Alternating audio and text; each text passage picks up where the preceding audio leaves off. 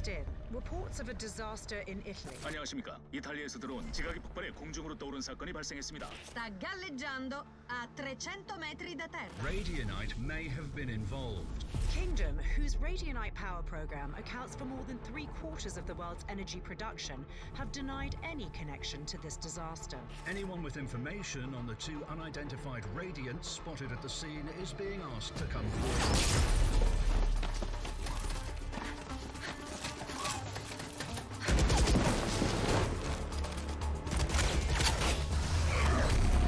Finally! About time you showed up. We're picking up gunfire. Did you locate the spike? That would be a yes?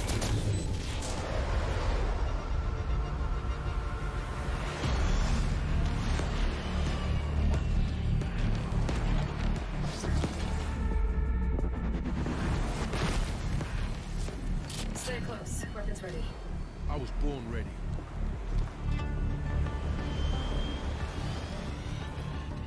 This way.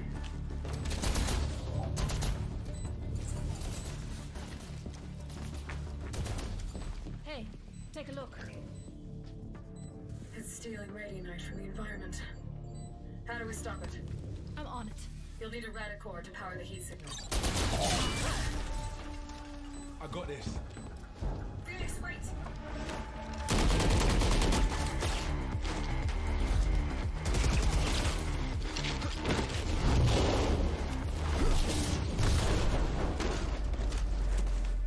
Hands up, come on.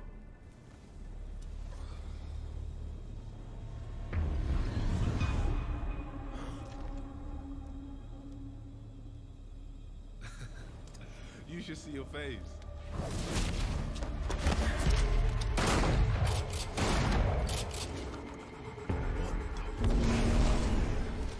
Come on.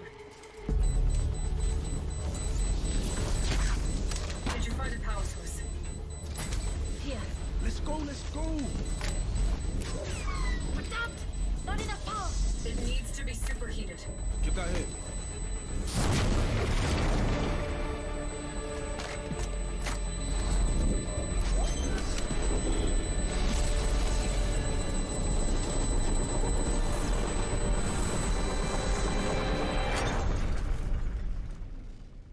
I honestly didn't expect that to work. Really? So, maybe give us a heads up next time? Site secure. We're coming home. That the big man. Tell him I need answers this time. What is your problem? We crushed it!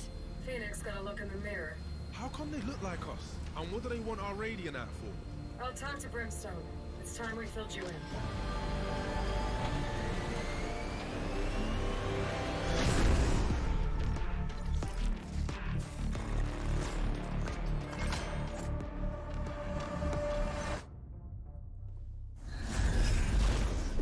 Yo, we got problems.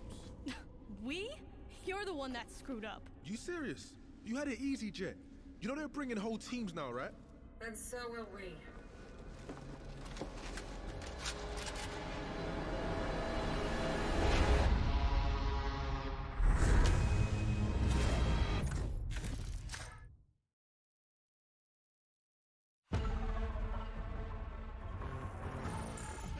Yeah, boom!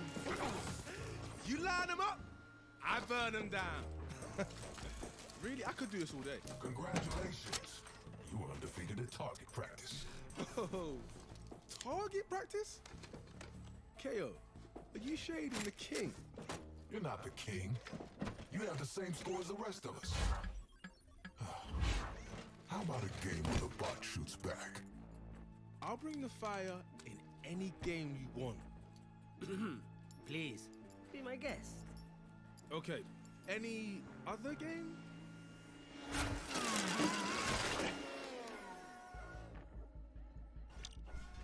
Let's dance. Yeah. Say hello to MaxBot. The perfect blend of tactics and firepower. Now you can train against, well, you. My money's on the machine. You got this, free boy.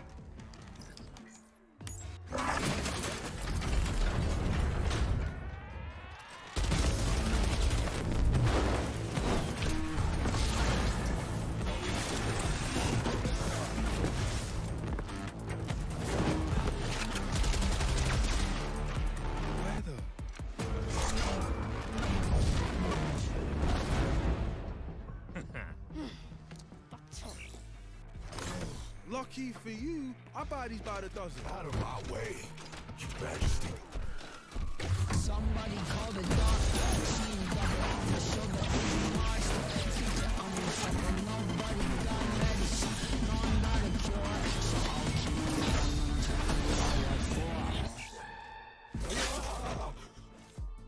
Well, this is embarrassing. I'm stuck with these voices, they're all in my head. All in my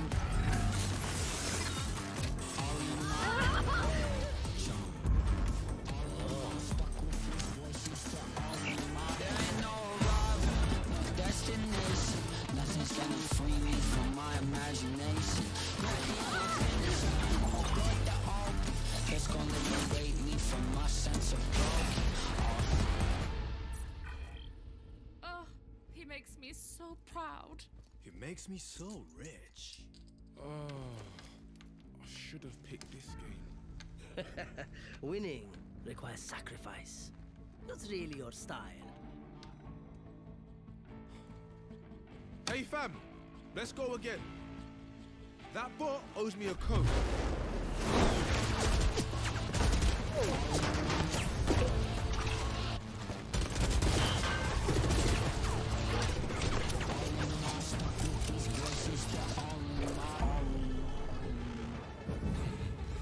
My turn.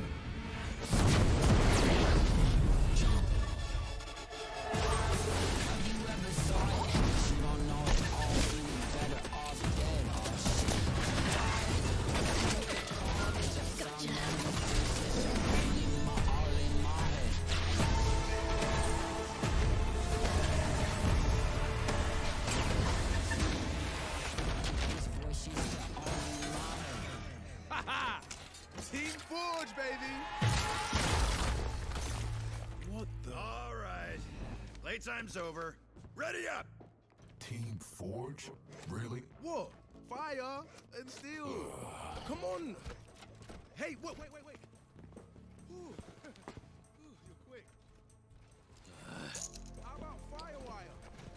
Robo Squad? Oh, the Swagger Express. Roaster and Toaster. You know I'm programmed to kill you, right? Come on, that was a good one.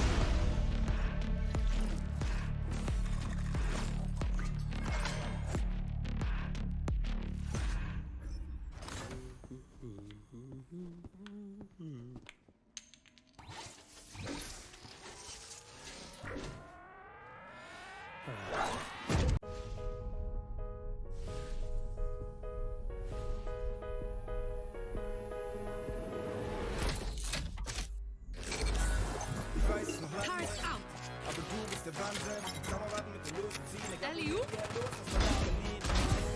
Egal was so geschieht, schön ist es dich gibt. Ja, du bleibst. Ja, das wär Found them. Had some trouble. denn alles ist smooth, slow, relaxed, perfekt, genau so. Countdown initiated.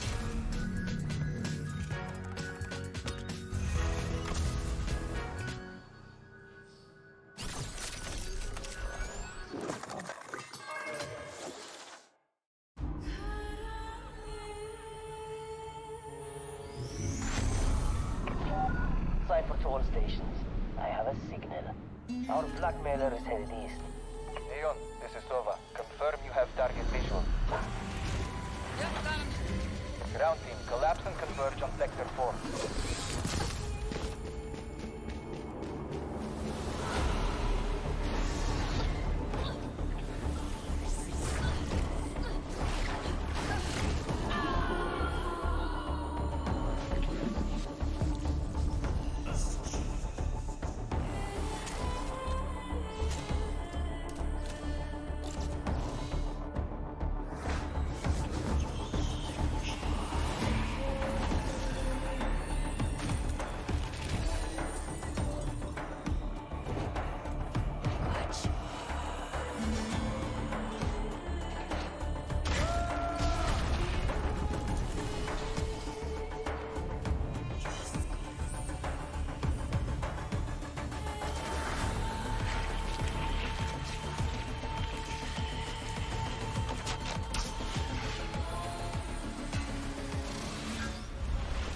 facing your darkest fears.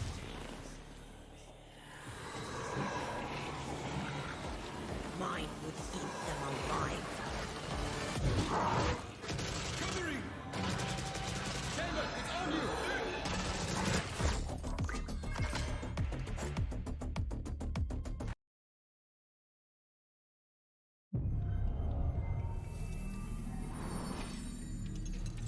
You can tell a person's character by their first action.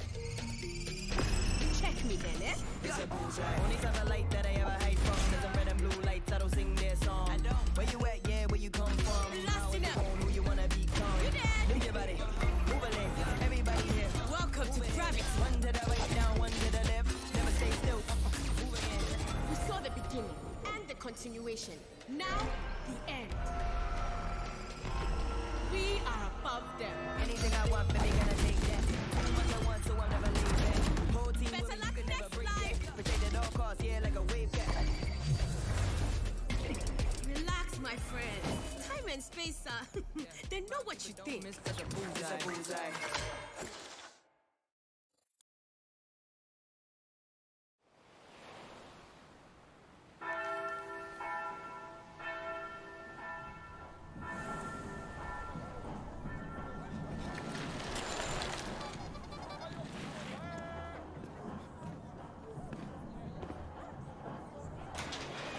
É por isso que eu vou te botar no jeito hoje, viu, Binho? Ô, dó. Já passou da hora, né, pai? Vamos lá.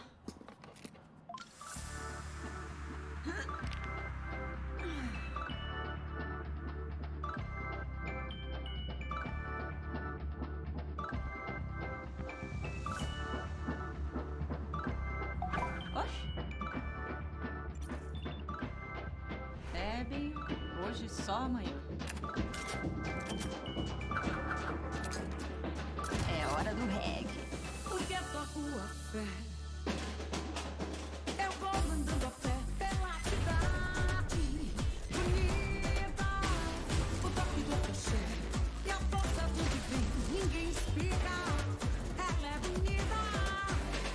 Porque tua rua fé. Eu vou mandando a fé pela cidade. Bonita, o toque do cachê e a força do divino. Verdadeiro amor, você vai onde eu vou, verdadeiro amor, você vai onde eu vou. Não diga que não me quer, não diga que não quer mais. Eu sou o silêncio da noite, o sol da manhã. E o voo fundo tem, mas tem um ponto final. Eu sou o primeiro que canta, eu sou o carnaval. A cor dessa cidade sou eu. O canto dessa cidade é meu. Pega eles, Binho. A cor dessa cidade sou eu. O canto dessa cidade é meu.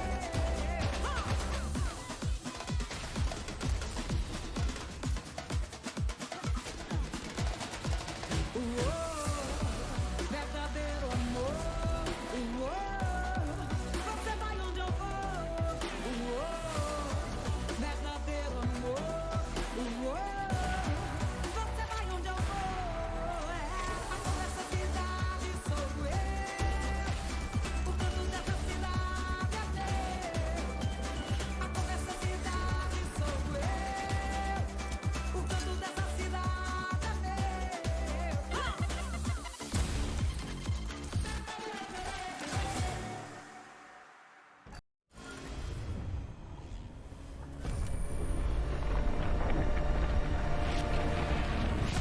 This just in. Reports of a disaster in Italy. 안녕하십니까. 이탈리아에서 들어온 지각이 폭발해 공중으로 떠오른 사건이 발생했습니다. Sta galleggiando a 300 metri da terra. Radionite may have been involved. Kingdom, whose Radionite power program accounts for more than 3/4 of the world's energy production, have denied any connection to this disaster. Anyone with information on the two unidentified radiants spotted at the scene is being asked to come forward.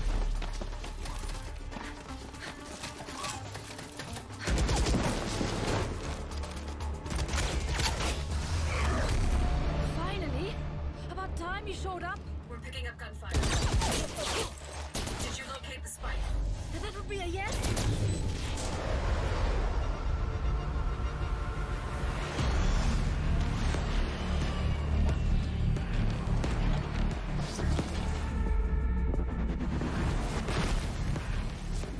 Stay close. Weapons ready. I was born ready.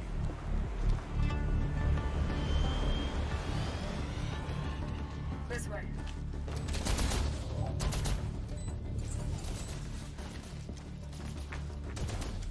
Hey, take a look. It's stealing radionite from the environment. How do we stop it? I'm on it. You'll need a radicore to power the heat signal. I got this. Phoenix, wait!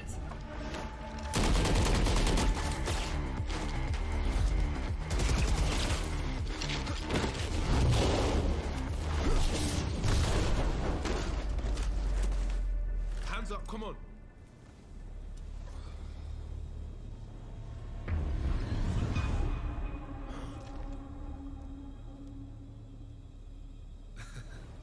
You should see your face.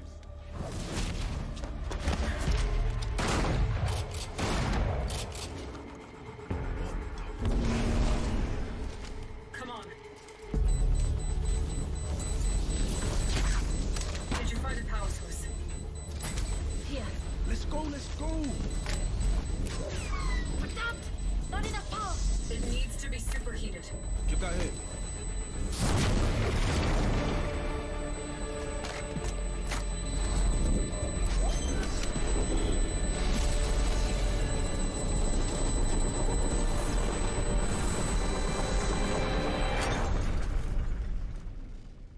I honestly didn't expect that to work. Really? So, maybe give us a heads up next time? Sign secure. We're coming home. That the big man. Tell him I need answers this time. What is your problem? We crushed it. Phoenix gotta look in the mirror. How come they look like us? And what do they want our radiant at for? I'll talk to Brimstone. It's time we filled you in.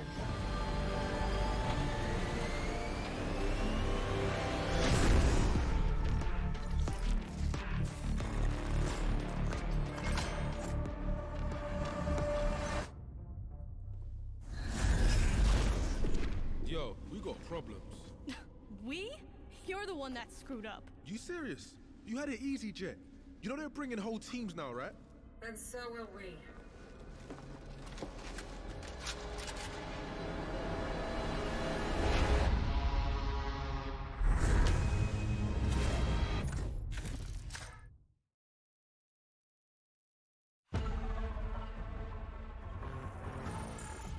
Yeah, boom! You line them up, I burn them down. Really, I could do this all day. Congratulations. You were undefeated at target practice. Oh, target practice? KO, are you shading the king? You're not the king. You have the same score as the rest of us. How about a game where the bot shoots back? I'll bring the fire in any game you want. Please, be my guest. Okay, any other game?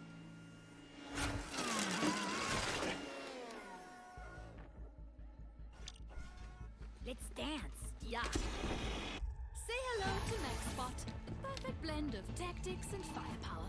Now you can train against, well, you. My money's on the machine. You got this, pretty boy.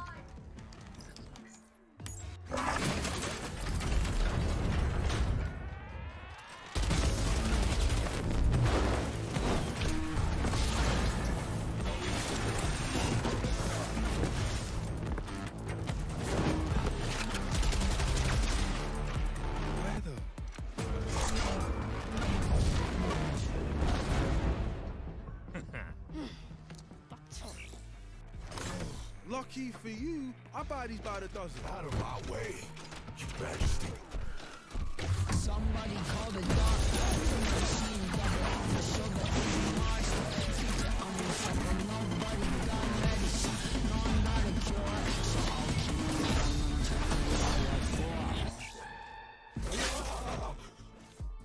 Well,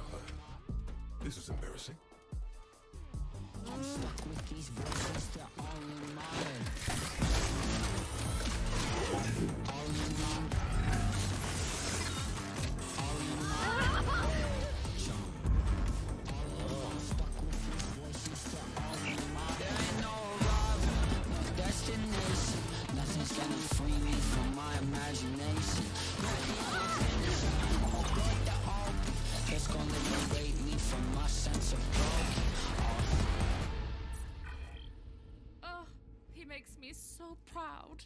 It makes me so rich. Oh, I should have picked this game. Winning requires sacrifice. Not really your style. Hey fam, let's go again. That bot owes me a coat.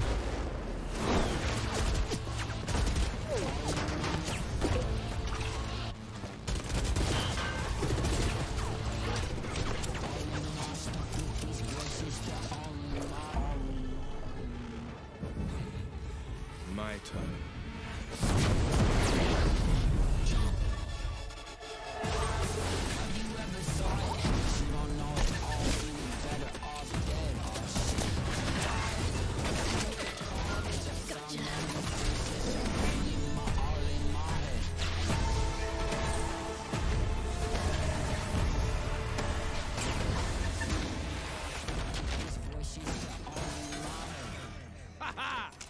Team Forge, baby!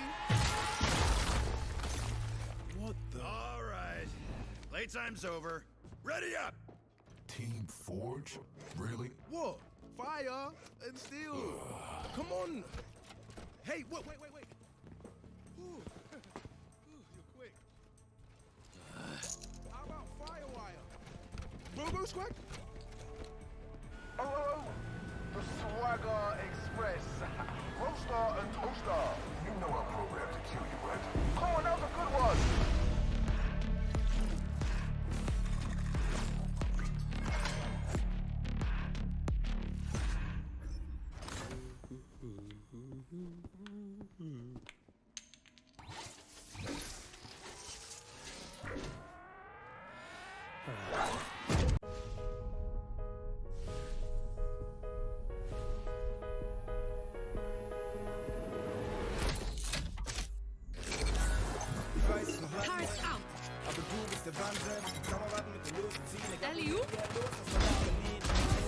Ich habe so geschieden, schön muss es dich geben.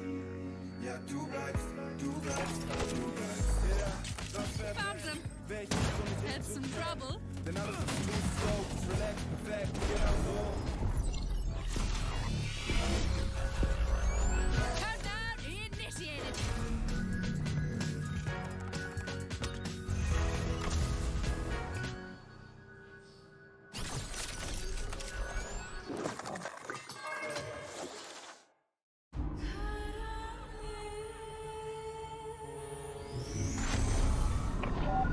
Cipher to all stations. I have a signal. Our blackmailer is headed east. Neon, this is Sova. Confirm you have target visual. Yep, got him. Ground team, collapse and converge on Sector 4.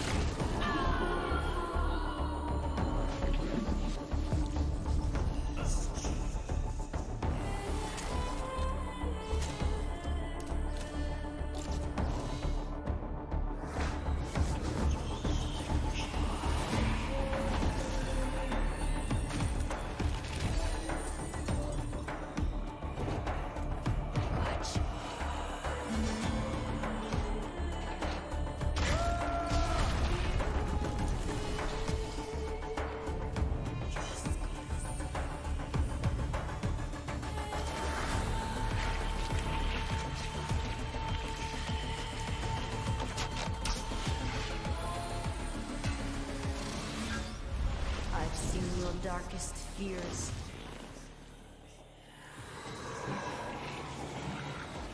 Mine would eat them alive. Covering! Chamber, it's on you!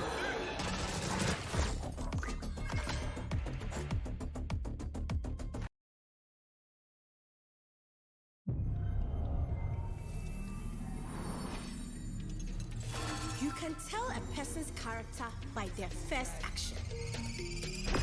Check me then, eh? It's a bullseye. Only type of light that I ever hide from is them red and blue lights. I don't sing their song. I don't. Where you at? Yeah, where you come from? Last enough. Who you wanna become? You dead? Move your body, move a leg.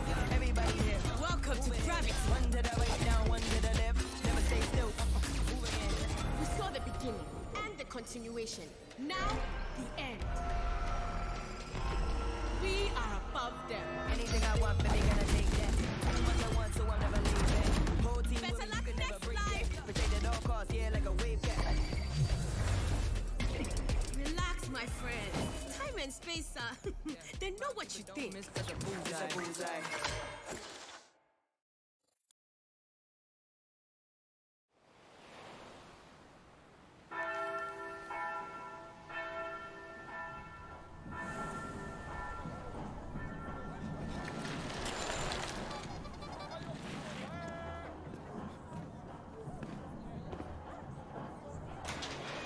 É por isso que eu vou te botar no jeito hoje, viu, Binho?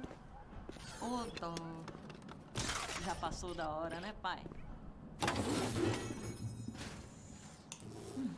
Vamos lá.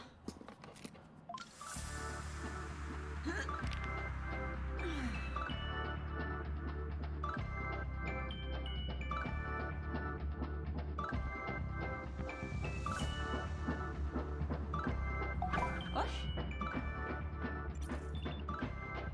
Bebe. Going to be too effective. Nice axe goes up. Precious can't land the shot. Now again! Quick double from Precious! Just came over the top, has a nice line. There's the ping. See you later, sicko. And another as well, Cloxy. Texter, another frag to be found. Cream, he's in such an awkward spot, but he's going to light up the collateral. That's a tag coming through from, I think, a camera. Oh, what is this?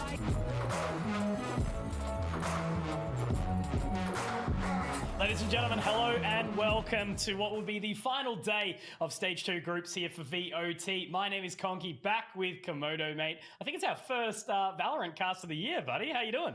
Yeah, something like that. It's, been a little bit of a treat to see you back on the game in the last couple of days as well. And it's always funny with the ups and downs, the highs and lows, but back to be on this broadcast back with you as well. Blessed to be here. And awesome. But if you guys aren't already aware of the tournament format, we'll give you a little bit of a run through now just to give you a refresher. Welcome to the 2022 Valorant Oceania Tour, a year-long tournament circuit where the best players from Oceania battle it out for cash prizes, a place at the APAC playoffs with a chance to qualify for Valorant Masters, and a shot at the global title. Teams can compete in up to 2 stages, consisting of open qualifiers, a regional group stage, and playoffs, each with their own AUD $25,000 prize pool. By placing high enough, they'll accumulate championship points to be one of the top teams fighting for a shot at the OCE Championship and a $30,000 prize pool. Those top teams go on to the APAC Last Chance qualifier, with the winning team invited to the Valorant Champions, where the world's greatest compete to be named 2022's global champions, winning an as yet undisclosed prize pool and true gaming glory. For more information, head to LetsPlay.Live/2022 VOT. You heard the man. How good is that? A spot, obviously, at the APAC playoffs, which, has a little bit of a potential run of a chance into Masters. Obviously, we did see what Bonkers managed to do last season, narrowly missing out on those playoffs, and a very, very tight run of games, very, very entertaining along the way. But Dion, of course, it's not just that. It is that share of the $25,000 in prize money. So basically, everyone that makes it into the playoffs, which obviously is your 8 teams here, everyone's going to be walking away with at least $1,000, but running up towards the top, mate, $9,000 to split between the two. And of course, these teams going to try and fight for their opportunity to get international. The money can be used for a little bit of spending towards that for really whatever they want to as well. More points accumulated throughout the second stage here as opposed to the first stage. Different teams, different players coming forward. Lots to play for. And of course, for a bunch of these teams, it is going to be a real big chance to try and take that money, take that international spot. And this is an interesting season so far, Dion, because for us, right, jumping and dipping our toes back into Valorant for Stage 2, every single roster is different this time round. So why don't we run you through the Group A standings of what we've already been seeing so far in this group stages. So no real surprises there. Order 2-0 sitting above the top and playing off, to try and take that spot away, obviously, from Bonkers, who have, obviously had that previous season where they did go over. Now, it is a slightly different roster on both accords. And then, obviously, Fun Crew and Mind Freak. A little bit disappointed from Mind Freak, I guess, sitting down towards that bottom, that 0-3 position. They have been struggling to sort of find their way with the new roster as well. But then moving over to Group B, another bit of a check in there too. No questions at the difference that we're experiencing here too. Honey Badger's almost kind of the same, but, Bobo, obviously a little bit of a mishmash from that Bonkers side. Cat Girls having Plix back in the picture. Rain with Panic and the boys. So yeah, look, another day today as well, where we'll find out, potentially what we're actually going to be seeing, how these stages will end up as well. Yep.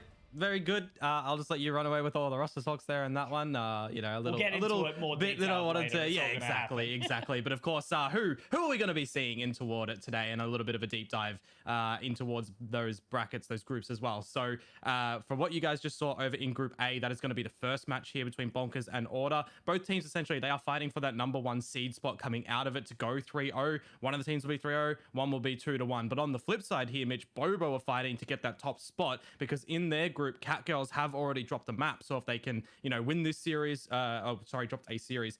If Bobo can win today, they'll maybe overtake them. The round difference looks better for Bobo at the moment, so that should be good for them. But Honey Badgers as well, on the flip side, the complete flip side, they're fighting for their first victory series. So a lot to kind of see in that one. Yeah, well, Honey Badger's a really, really solid team too. So it did sort of shock me when we saw these standings. Managed to catch a bunch of the casters, sort of running it through over the last couple of weeks, doing an absolutely awesome job. So it's nice to be here to kind of close out, of course. But yeah, look, let's walk through our teams that we've actually got up today, of course, in that first series. It's going to be Bonkers up first, as we sort of mentioned. Dion, you can get into it a little bit yourself, but a bit of a different Bonkers to the one we saw over at the APAC playoffs. Yeah, so of course, a lot of names that people will be familiar in Mike and Nice Hacks. You got Tax and Jesse floating around that we have seen before. Jesse, a player that comes to my mind most prominently in that old Nebula roster. He was alongside Minimize in that, who has now departed our region as well, and he's playing over on that international scale already. I guess you'd kind of argue for, so it's going to be cool to see what he's going to be able to do. But Mirza coming into this side as well. I've seen him, a little bit here and there in the ranked area. I got smacked, so that was always fun. But I'm really keen to see how he's kind of going to be brought into this roster. And now a team that doesn't really need any introduction except for the new players, which everyone's aware of, is going to be Order. So pretty stock standard. We've got the Texter, Disco, and Maple trio that's obviously been there. We see Tux venture back to CS, where obviously Ronsky and RDW come in. So yeah, it's a big change as well. Autumn's obviously swapped teams too, out over to the Cat Girls. So again, Order sort of sit at the top in a way of the roster. You look at those five here and go, my God, the firepower in this squad is kind of insane. And I do believe they were over in Melbourne doing a little bit of a content-y boot camp thing recently too. So another roster, they narrowly missed out on the APAC slot last season after Bonkers did that lower bracket gauntlet run. So Order this time, they mean vengeance. They want to sit up at the top of that group and ultimately, come away swinging and try and fight that APAC playoff spot. So, of course, Tux and Autumn depart in the roster as well. It's kind of always been one of those things that a lot of people were like, who to Order kind of bring into Order, right? And when Ronsky and RDW get the call up, it's, hey, it's Order, come. I guess you can't really say no to that because Ronsky just brings the flair, the firepower over on that Jet role prominently. And RDW, I mean, what hasn't he been able to do in this since the conception of Valorant, right? We've got so many pants down clips from him that everybody remembers. We've got what he's doing now on Chamber as well. It's just phenomenal, man. So it's like a really strengthened Order roster that probably, throw it back to what happened last time, should this time be beating Bonkers. Yeah, exactly right. And, given he was having what is like ankle or leg surgery or something and was still over in Asia at that time, flying around and, still managing to get the job done. So he is an incredible pickup for the roster, as well as Ronsky. Even with the Jet nerfs, I think it's still really, really impressive to see what's coming through. But, we'll determine obviously what's going to be happening there once we find out what the maps are. And I do believe we've got them to toss on down and have a bit of a run through here. Because for me right now, obviously, the changes haven't really been massive in the maps and the the way they're sort of playing. It's more about how the agent compositions fit into these ones. So what have we got, Dion? We've opened up on Split. So that's an interesting one because Order, that was their like pocket pick that they used to have. Then I went away from it from a little bit. Bonkers on Bind, very understandable, and then actually ending up on Ascent. So we're seeing two of the flagship maps in sort of Breeze and Icebox being banned out very, very early here. And then Fracture and Haven, no real sort of surprises. You know, Fracture still easing into the meta at the moment. So I kind of see this split pick as being a little bit of a multifocal topic, right? Because we know how powerful Order were a very long time ago on this map, but it has been a little bit since we've seen it. So you talk about the rust factor with the two new members coming in toward this. Of course, they have to kind of just reassess every map in toward the pool that they're going to be going into with this new roster. So building, you know, time and time again on that one, so it should be cool. But on the flip side as well, you know, they've still got that core 3. They know how to play the map. It can be carried if you need to from them as well. I mean, RDW and Ronsky, they're no slouches, so it should be really cool from Order's perspective. But now you take it over from Bonker's perspective. This is the map that they were able to play quite successfully over in the international stage with that previous roster. However, they weren't really able to get it over the line with the 13-11s. So there's a lot of sauce that they're able to spice things up with in Split right now, but they've just got to try and get it over. So I think in terms of an opening map for this series, it's going to be stellar. And then move on to Bind. I mean, similar sort of story was seen in the last series in that grand final way back ago where Bonkers, you know, Bind was the map that it was an OT fiesta in. So, I mean, it's really going to come down to here just how these teams are playing, because throw them in any map really, and I don't see too much of an advantage. I think it's a really exciting opportunity for us anyway to sort of be back on the cast here because, you know, whilst obviously it's the end of the groups, we do get some flair in the sense that we're going to find out who effectively is going to be leading in at the top of the realms for the Group A and Group B, you know, going into those playoffs. But for me, you know, personally, like after taking like a few weeks or a few months maybe break from the game and, you know, waiting for VOT to sort of settle in and everything like that, for me with the roster changes and everything like that, it's going to be super interesting to see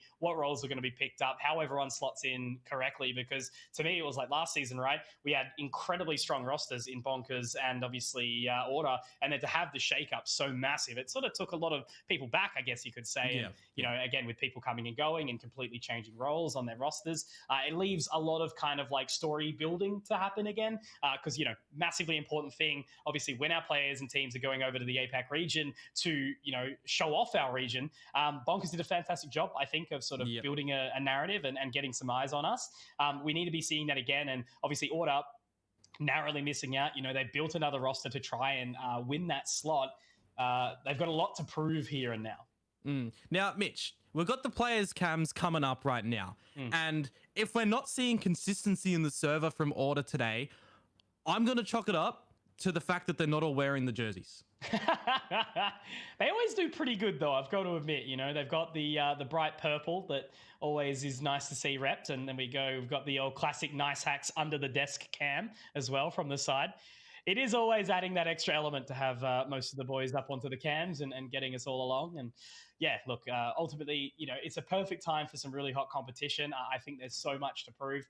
And ultimately, again, you know, with Bonkers coming back and shifting up, obviously, big shout out to Minimize, the fact that he's playing over on a sort of mixed Malay team, I believe, at the moment, which is really cool. So, yeah, lots of things are happening. And it sort of showed that when we did get over there finally, even after a couple of like games we definitely should have won, I think next time's going to be even better. But instead of listening to us talk for too much longer, guys, we're going to throw to a short break. As soon as we're back, we'll be right into the map. So don't go anywhere. We'll see you in a sec.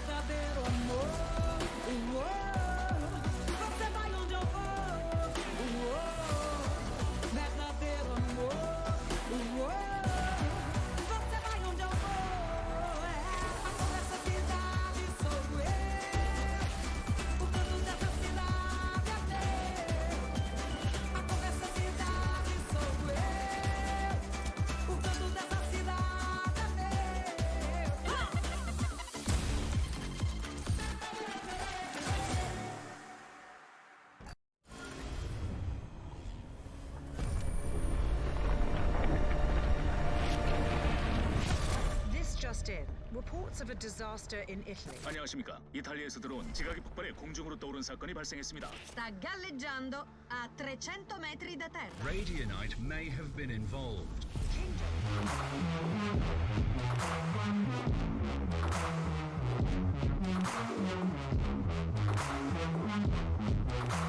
Hello and welcome back. Sorry guys, we are just waiting a little bit longer on one of the players to join into the server, and upon that point we will be going into split. So again, to invite you all to welcome along Konkmoto back on the mic, and we are moving into the final day of Stage 2 VOT groups. Just around the corner, Thursday is going to be playoffs too, so this is the final sort of chance to have the teams settle into their seating areas, and before we really dive right into the action, Dion.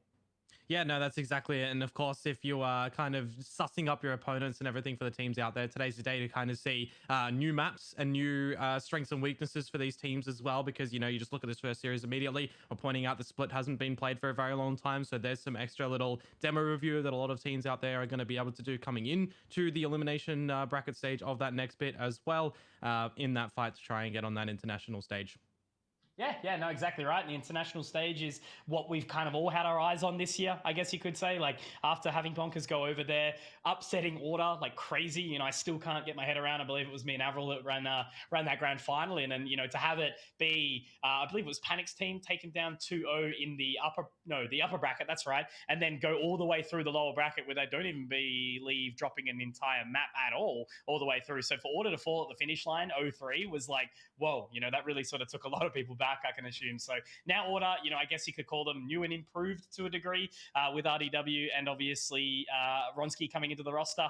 Very, very full of firepower there now. My question has always been, how are they going to look as a unit? Because it is kind of five, I guess, individuals from different backgrounds, different spaces coming in and kind of like meshing together. But, with Texter and IGL and with Dick Stacey as the coach, I think they can do some really good things. Yeah. Well, just to touch on that point as well with their background history and for all the Valorant, what's the word I want to actually use? Enthusiasts. Let's go with like the non-Valorant appreciators out there. Let's go with that term. A lot of this order roster are back towards the CS history, right? Ronsky, way back when he was a CS boy, RDW's Retake King.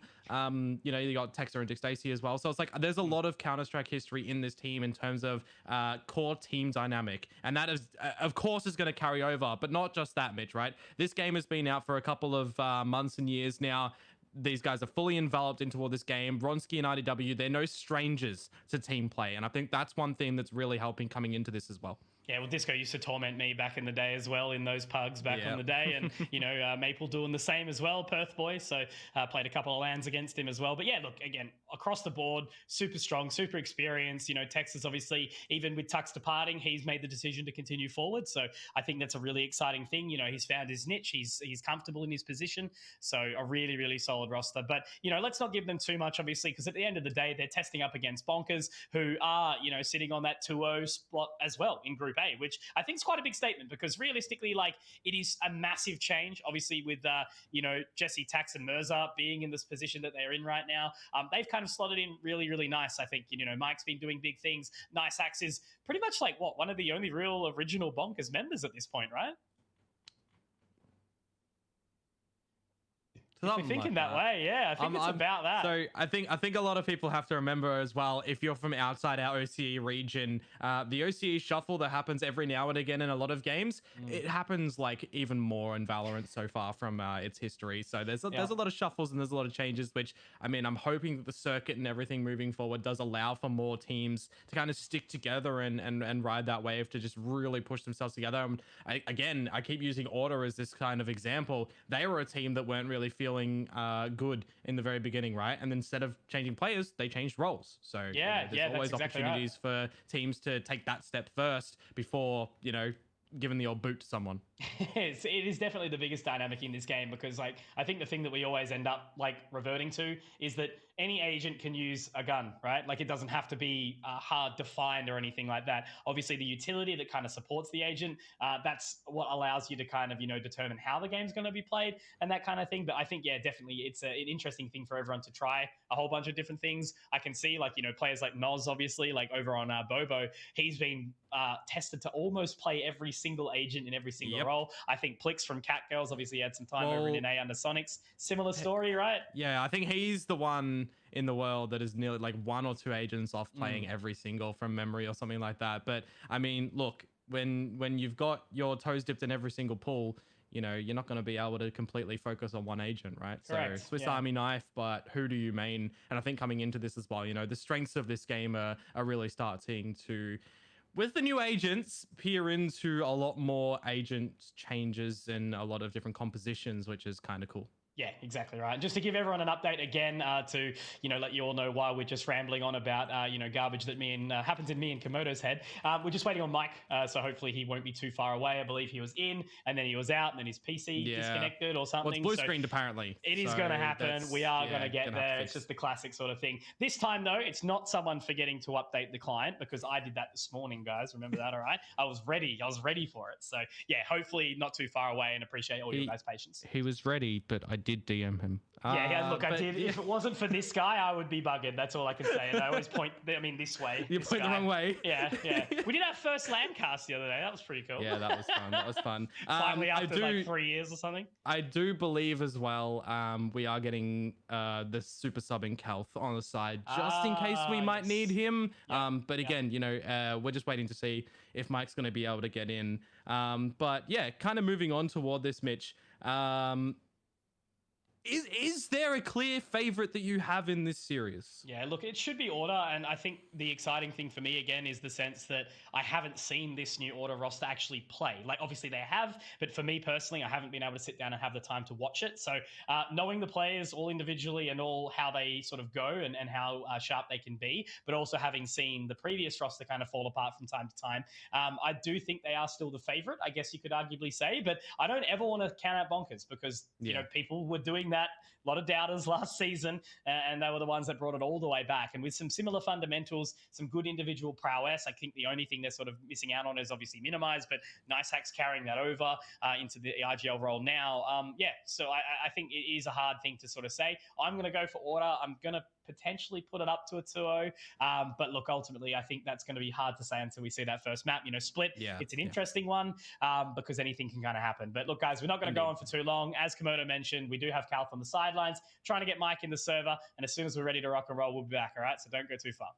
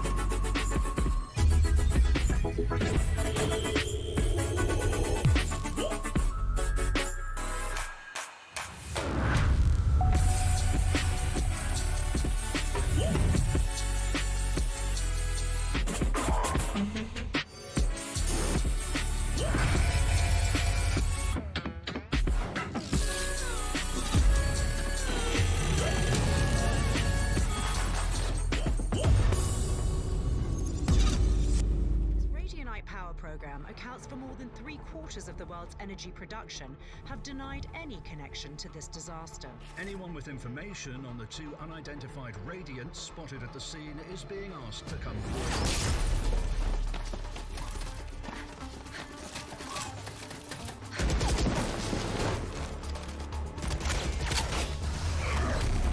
Finally! About time you showed up. We're picking up gunfire. Did you locate the spike? That would be a yes?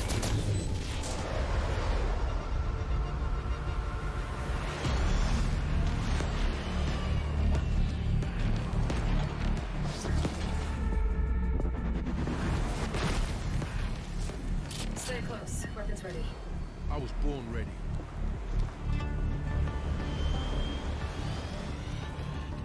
This way.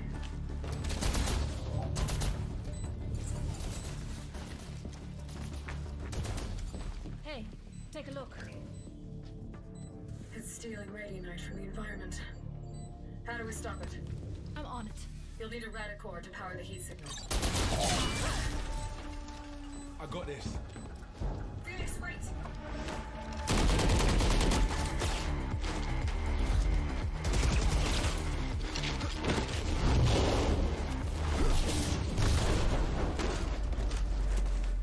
Hands up, come on.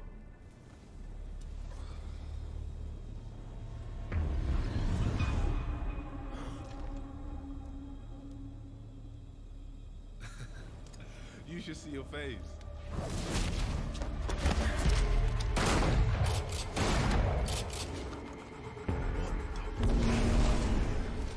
Come on.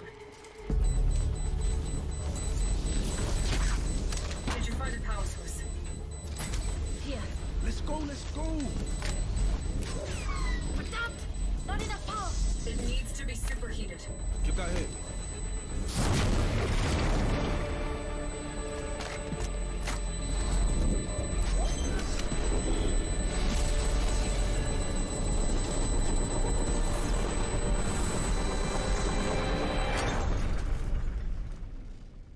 I honestly didn't expect that to work. Really? So, maybe give us a heads up next time? Side secure. We're coming home. That the big man. Tell him I need answers this time. What is your problem? We crushed it! Phoenix got a look in the mirror. How come they look like us? And what do they want our radiant at for? I'll talk to Brimstone. It's time we filled you in.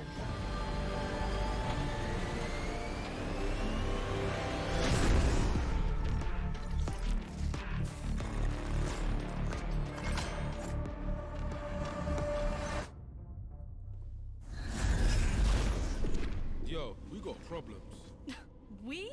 You're the one that screwed up. You serious? You had it easy, Jet. You know they're bringing whole teams now, right? And so will we.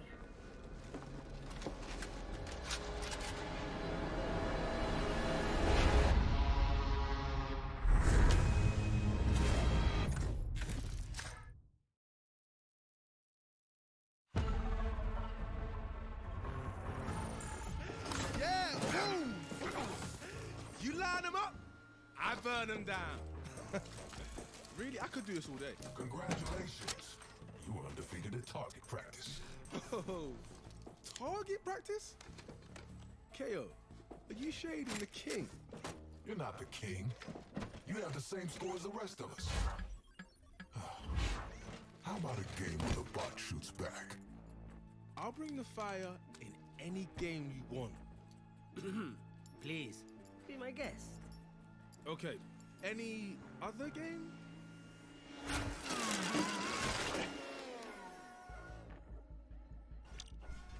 Let's dance. Yeah. Say hello to MaxBot. Perfect blend of tactics and firepower. Now you can train against, well, you. My money's on the machine. You got this, pretty boy.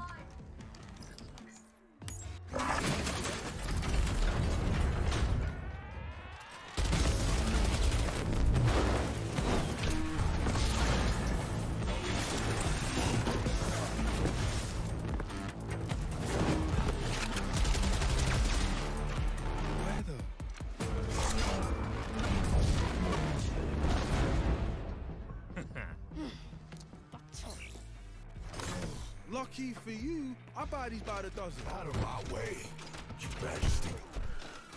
Somebody call the doctor. Machine double for sure that we Mars. I'm in trouble, nobody got medicine. No, I'm not a cure. So I'll keep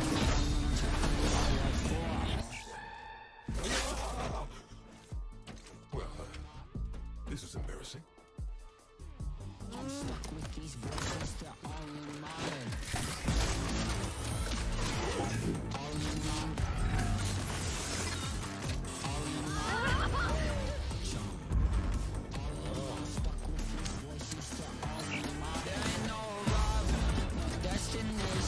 nothing's gonna free me from my imagination. It's gonna liberate me from my sense of growth. Oh, he makes me so proud. He makes me so rich. Oh, I should have picked this game. Winning requires sacrifice. Not really your style. Hey fam, let's go again. That bot owes me a code.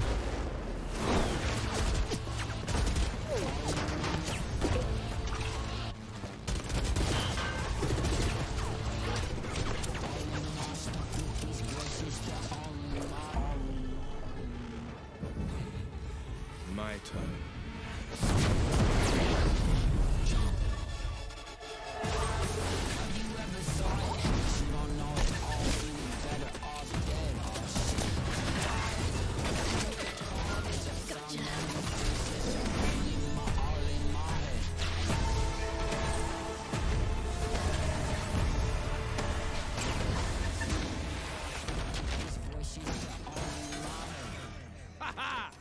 Team Forge, baby! What the? All right. Playtime's over. Ready up! Team Forge? Really? What? Fire and steel. Come on. Hey, wait. Ooh, you're quick. How about Firewire? Robo Squad? Oh, the Swagger Express. Roaster and Toaster.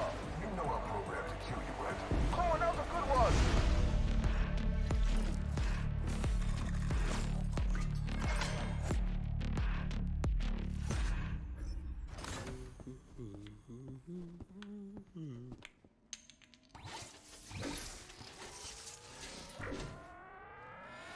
Turret out.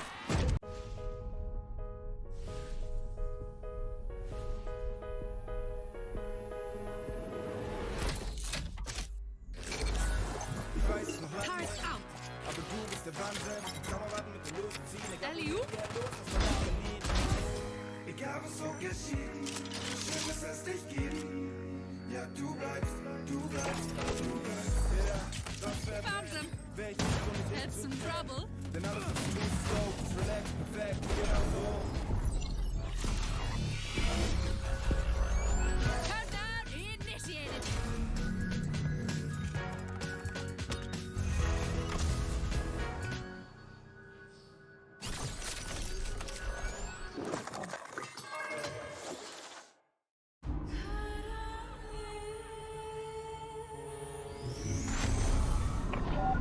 Cipher to all stations.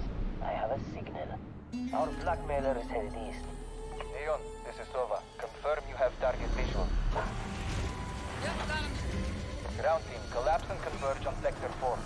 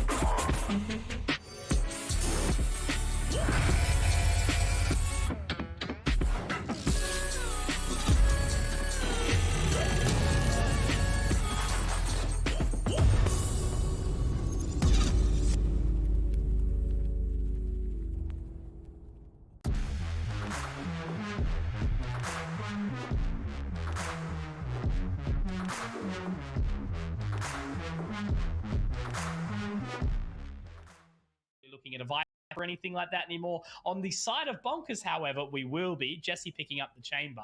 And yeah, okay. So it's looking pretty good so far. I don't think we're potentially going to be seeing the Jet. Maybe Tax will pick that up, but he's probably going to be looking somewhere else as well. Well, I mean, it's interesting for Texter's specific problem, right? Because he was the Viper, the Astra mainly, right? Yeah, he was always the one kind of steering the narrative in the games, really making sure that the combinations between the Grav Well and all the other abilities were there. And for Omen, really only coming in because of the nerf that went to Astra, which I think that nerf, like actually considering it, completely destroyed her. It has tanked her into the ground. So I'm a little bit upset with that one. But I guess as a team play game specific, right, where these official games tend to be a lot more slower paced, you can set up the Astra with the proper players. It's annoying, but in ranked, I think it's okay because, I mean, whoever waits on your ranked team for your Astra utility to go down, like Omen is always the better play. Exactly so right, coming into it, I mean, you guessed Order. I'm gonna go with you as well. I think Order's got this. Yeah, well, that's exactly right. You know, with a 1-0 map advantage at this point in time. Cool to see Tax obviously on the Brimstone here as well. So still we've got a very, very different kind of setup in who's playing what and how the actual sort of structure will be filling through. So ultimately starting out on that defender's side is going to be Order. So realistically, they've got a bloody solid chance of closing this one out nice and quick today. Yes, indeed. And of course, I mean, I'm looking at these agent selects right now. I'm not seeing a KO. I don't know if, like, I'm just disappointed that I'm really biased towards KO. Jury's out. I definitely am. But I'll always welcome this guy coming in. And the Breach coming back for Disco is something that I always like. And I guess the same similar merit to you, right? We've been technically out of the loop in a lot of these games. You yourself in WA, it's time zones. Me, it's doing all my other stuff. So it's a treat to be able to be back on this. Yeah, for sure.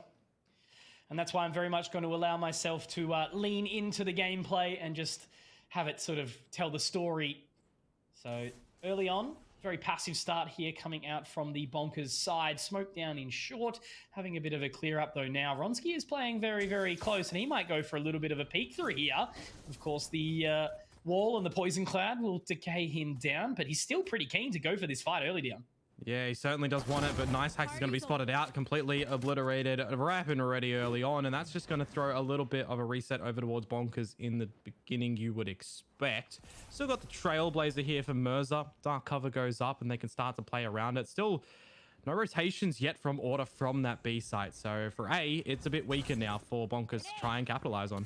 Sky smokes go down, but so do the paint shells, and that actually might force him into some submission, but RDW with the Headhunter does at least be able to find one. Classic comes out for the responder, and he'll find another. So it's back down to a 3-on-2. Order at the advantage. Tax rather low. The Paranoia will catch him. And now the flank coming back through. It looks like Texter is going to be ready for it inside the showers as RDW waiting just on the outside. He's looking for the fight against Tax here. We'll be able to find it. 3k for Artie so far. And now all left onto Jesse with 34 points of HP. Yeah, 10 seconds. You want to die before the timer does get toward that 0 mark as well. So the smoke is going to push him out, and he's going to get pre-fired by Texter as well. So pretty nice. Pistol collected from Order in the end, only dropping 2, and with no plant from the side of Bonkers. Are we going to see them force up? I would kind of like them to just be a little bit more passive here, get the proper weaponry going into that third and bonus rounds. And then farm up a couple of these orbs around the map as well. Start to piece together maybe what Order are going to be running in with, where Ronsky is going to be positioning as the first point of contact. And I guess at the same merit, RDW playing it like a duelist as well. Very plausible. And just to update everyone as well, so yes, I think everyone was sort of questioning what's going on. Calf, is it a family thing? It's Mother's Day today, of course, so their sub was unavailable, hence why they did have that cheeky surrender for map 1. And I've got to admit, Order were very, very good about it as well. Didn't want to push it, but with time, these things do happen. Now, Texter up very close towards long. Fault line goes out. Paranoia ready to rock and roll. And this should be a bit of a farm up for him. It's a bit scrappy, but does manage to get a couple for his troubles. Disco was there with the flashpoint behind him. Now dark cover goes down. And Tax is going to be forced away as well. The boys are blinded more than me in the server right now. I don't know how Maple's gotten Jesse on that one, but a reload out for Tax is not going to work. And it's 5 alive for Order in the close. Now the bonus round will come in. And we've seen a couple of different plays from Order in these 2 rounds. I don't want to break it down too hard, but it's taking away from the map in bind right now. What you mentioned about the Order squad in the premise while we were waiting for it. Order were happy to play split. They were waiting, giving Bonkers, you know, the full time frame to allow them to get everybody in. It's just that time limit was hit officially. So yep, correct. Exactly right. Split would have been cool to see. As we mentioned, you know, it was Order's sort of pocket pick for a while, and it was a map that no one really wanted to play against them either because they were so solid. But now the bonus comes in here, Dion. Ultimately looking like we've got a cheeky little Bucky and a Marshall available. Rest still holding on to those Spectres. And RDW just playing very, very close up here. Yeah, that, I guess Bind, you know, is a map that does favor the shotguns. Well, he hasn't purchased anything on the Headhunter as well, so he's keeping his credits fully contained in for the proper purchase in the next round. So relying on this Bucky to try and get something first would be big. Cheeky Satchel out. The target is of that trademark as well. It's not necessarily to get RDW there, it's to destroy his util. Just so happens he's on that line as well. So good placement for Bonkers in the early stages of this utility, but they're playing such a spread default, Mitch. 50 seconds to try and get their spike plant down. They haven't really spotted anything from Order just yet in terms of players positioning, in terms of the full utility set at the moment. They know 1 player's in hookah. That's about it.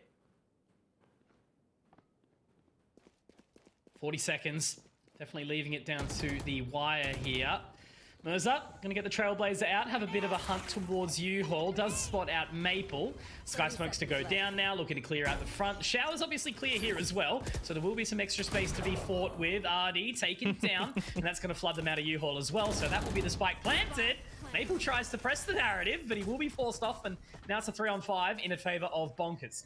A little bit late on that aftershock as well from Disco, unfortunately. Could have denied the spike from going on down. No flash either to assist with the peak that was covered out from Bonkers. So far, so good with the info, with the shots coming on through. There's that flashpoint that I do mention. Nice Hacks is tucked in toward the bench, but a flank from Texter is going to start to steer the direction a little bit. Great rendezvous out now. Nice Hacks starts to activate it again, though. Texter for a bit more damage in this round, and Ronsky now coming to the party. This is where things get dicey. It's a dink on towards Mike. He's on 8 HP, but the defuse has to come out from Ronsky. There's no time to get off it and go for the fight. He's going to have to stick it, and for Mike, he's running. He does get taken out, but the explosion is gonna just happen. 0.05. Jesus. That round went the way it should have probably never. From the shadows from Texter to try and close the space there and ultimately find the last coupler.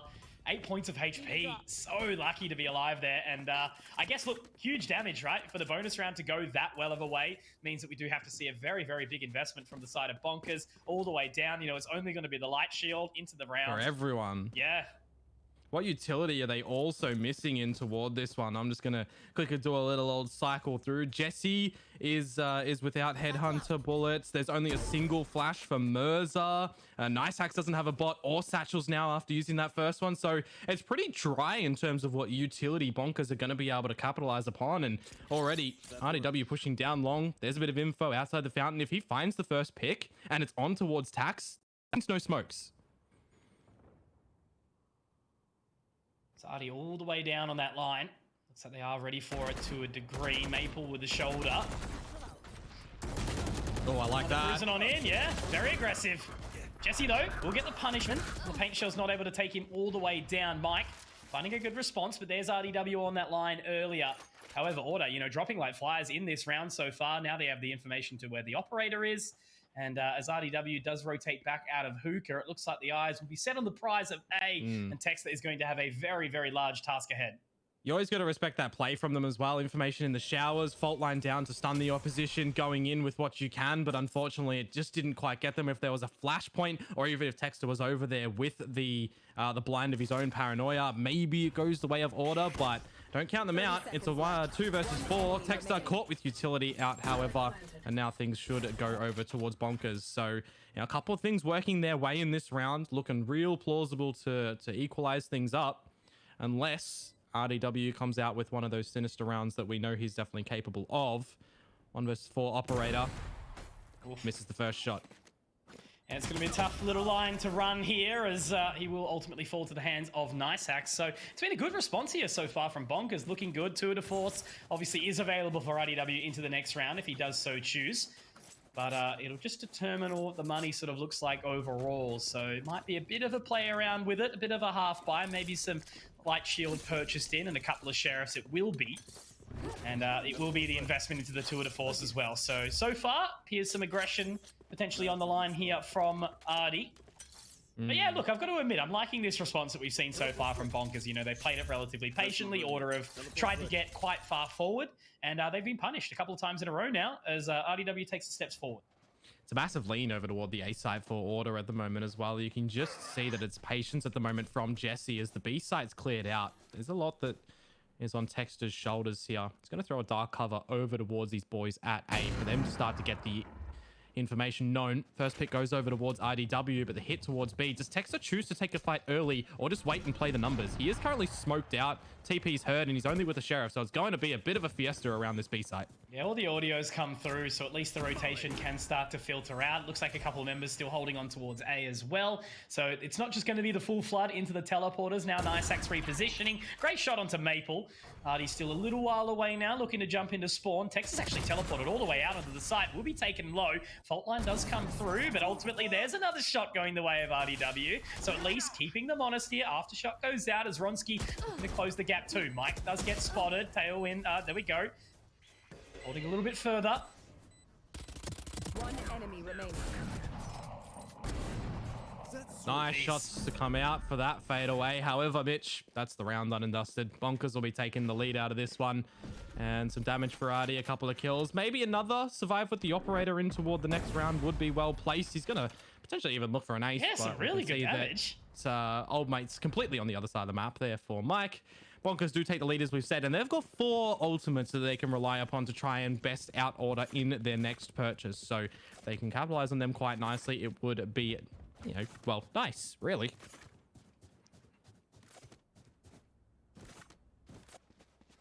And Niceax is also one of his showstopper. So we could have a position where with some showers control, he's been tending toward it so far. He might be able to get that out as well. Satchel out. You want to Classic Niceax with the satchels out early. He does have a bit of a hunt there. So tour de force coming out on the Bonkers side. It'll be Jesse obviously running that line. Some early utility coming out over the top as well from, of course, Mike. But as usual, it's just going to be that slow walk. Testing potentially towards short here. There's the opening shot. So tour de force goes down early. Nice cheeky off angle from Ronsky, but with the Seekers coming on through, this looks like it might be go time for Bonkers.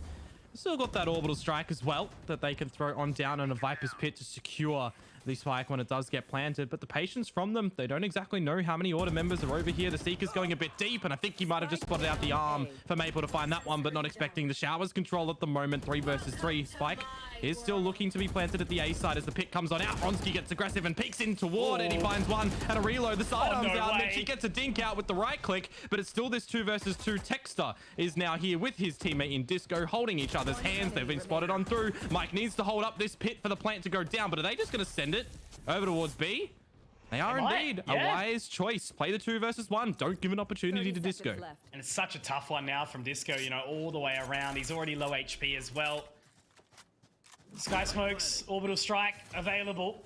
Toxin screen down. And another Snake Bite to boot as well. So realistically, it's probably a little bit too far out of the question here for Disco to try and find something.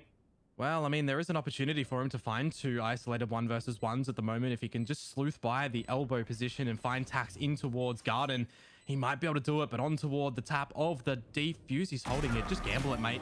Oh, it was the risky challenge, of course, but Mike will find it. Always difficult when they don't really give you an opportunity. They don't face you. Yeah, okay. This is looking really good from Bonkers early on, Dion. You know, I'm kind of pleasantly surprised about what we're seeing so far. They've done really well to punish Order. You know, it sort of feels like Order have been very much the one to try and get the early aggression down and try and find those picks accordingly, but haven't really been able to. And I just feel like, you know, Bonkers have been ready for that, able to kind of, you know, control the pace of this half so far. And on a map like Bind, you know, they are, I guess, a team that has been well known for this map, but so have Order. So yeah, well, you hear the blades pulled out from Ronsky, but it's the rocket from Niceax, and he will be missing that one. A good relocation to come out from that rendezvous as Ronsky does pick up Niceax. Bonkers have to settle they've been forced out of here. They've seen too many bodies to try and challenge against. And I was going to make mention of this earlier, but I think now's an opportune time. The fact that you've got the Viper and the Brimstone means if one of them goes down, you've still got opportunities of smoke coverage as well around the map. The only problem being is if your Viper's the last one alive, you might just be locked into one of the sites. So it looks like they are going to walk their way out long here now, Dion. Flash goes out, but the rendezvous will wait. So they're still very patient here in this position. You know, 3 members, but as the aggression obviously starts to come out into showers from RDW. Great sidestep there from Texter, but now punished, now taken down. However, the trades are back and forth again. And all of a sudden, we do see Order come back towards that advantage, despite being the eco position here. 30 seconds. Tax knows that RDW is still over at the A site with that rendezvous, so he's trying to find the isolated fight over here against Disco. But his own smoke thrown down, it kind of works against him at the moment. Uses the orbital strike to try and get the spike. Now he's forced over toward the A site, and you've got a 2-pronged approach for the retake here from Order. Heck, RDW might even beat him to the punch. He's going to see that the plant goes down a triple, get a little bit of the spam out. This is going to be a headshot straight through the box. Lovely stuff there in the end from Order, you know, flooding into the long garden position to ultimately find the fights and get the trades. Really clean. So, you know, in a round where you wouldn't really expect it, that's where Order managed to sort of find some stability back into the map. Well, I feel it's helped us the fact that the Viper utility goes up at A there, and we don't really see Tax do anything with it, right? He doesn't try and push out through it, try to launch a little bit of a diversion around, rotate some Order members over towards A. The fact that they don't do that means that Order are on the narrative to then get info themselves. It just so happens they peek out to B long, and they find all the info that they wanted. So now coming into the next round, they're looking to try and tie things up. Ronski's getting chased by a bot. Got a little bit tight there. And he will fall. For those wondering as well, we are on patch 4.07, so no server nerf, no jet nerf.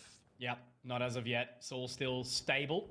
No fade yet either. No fade, dreading indeed. that day when all the colors... Yeah, can't imagine what it's going to be like for you with all the colors. Jeez.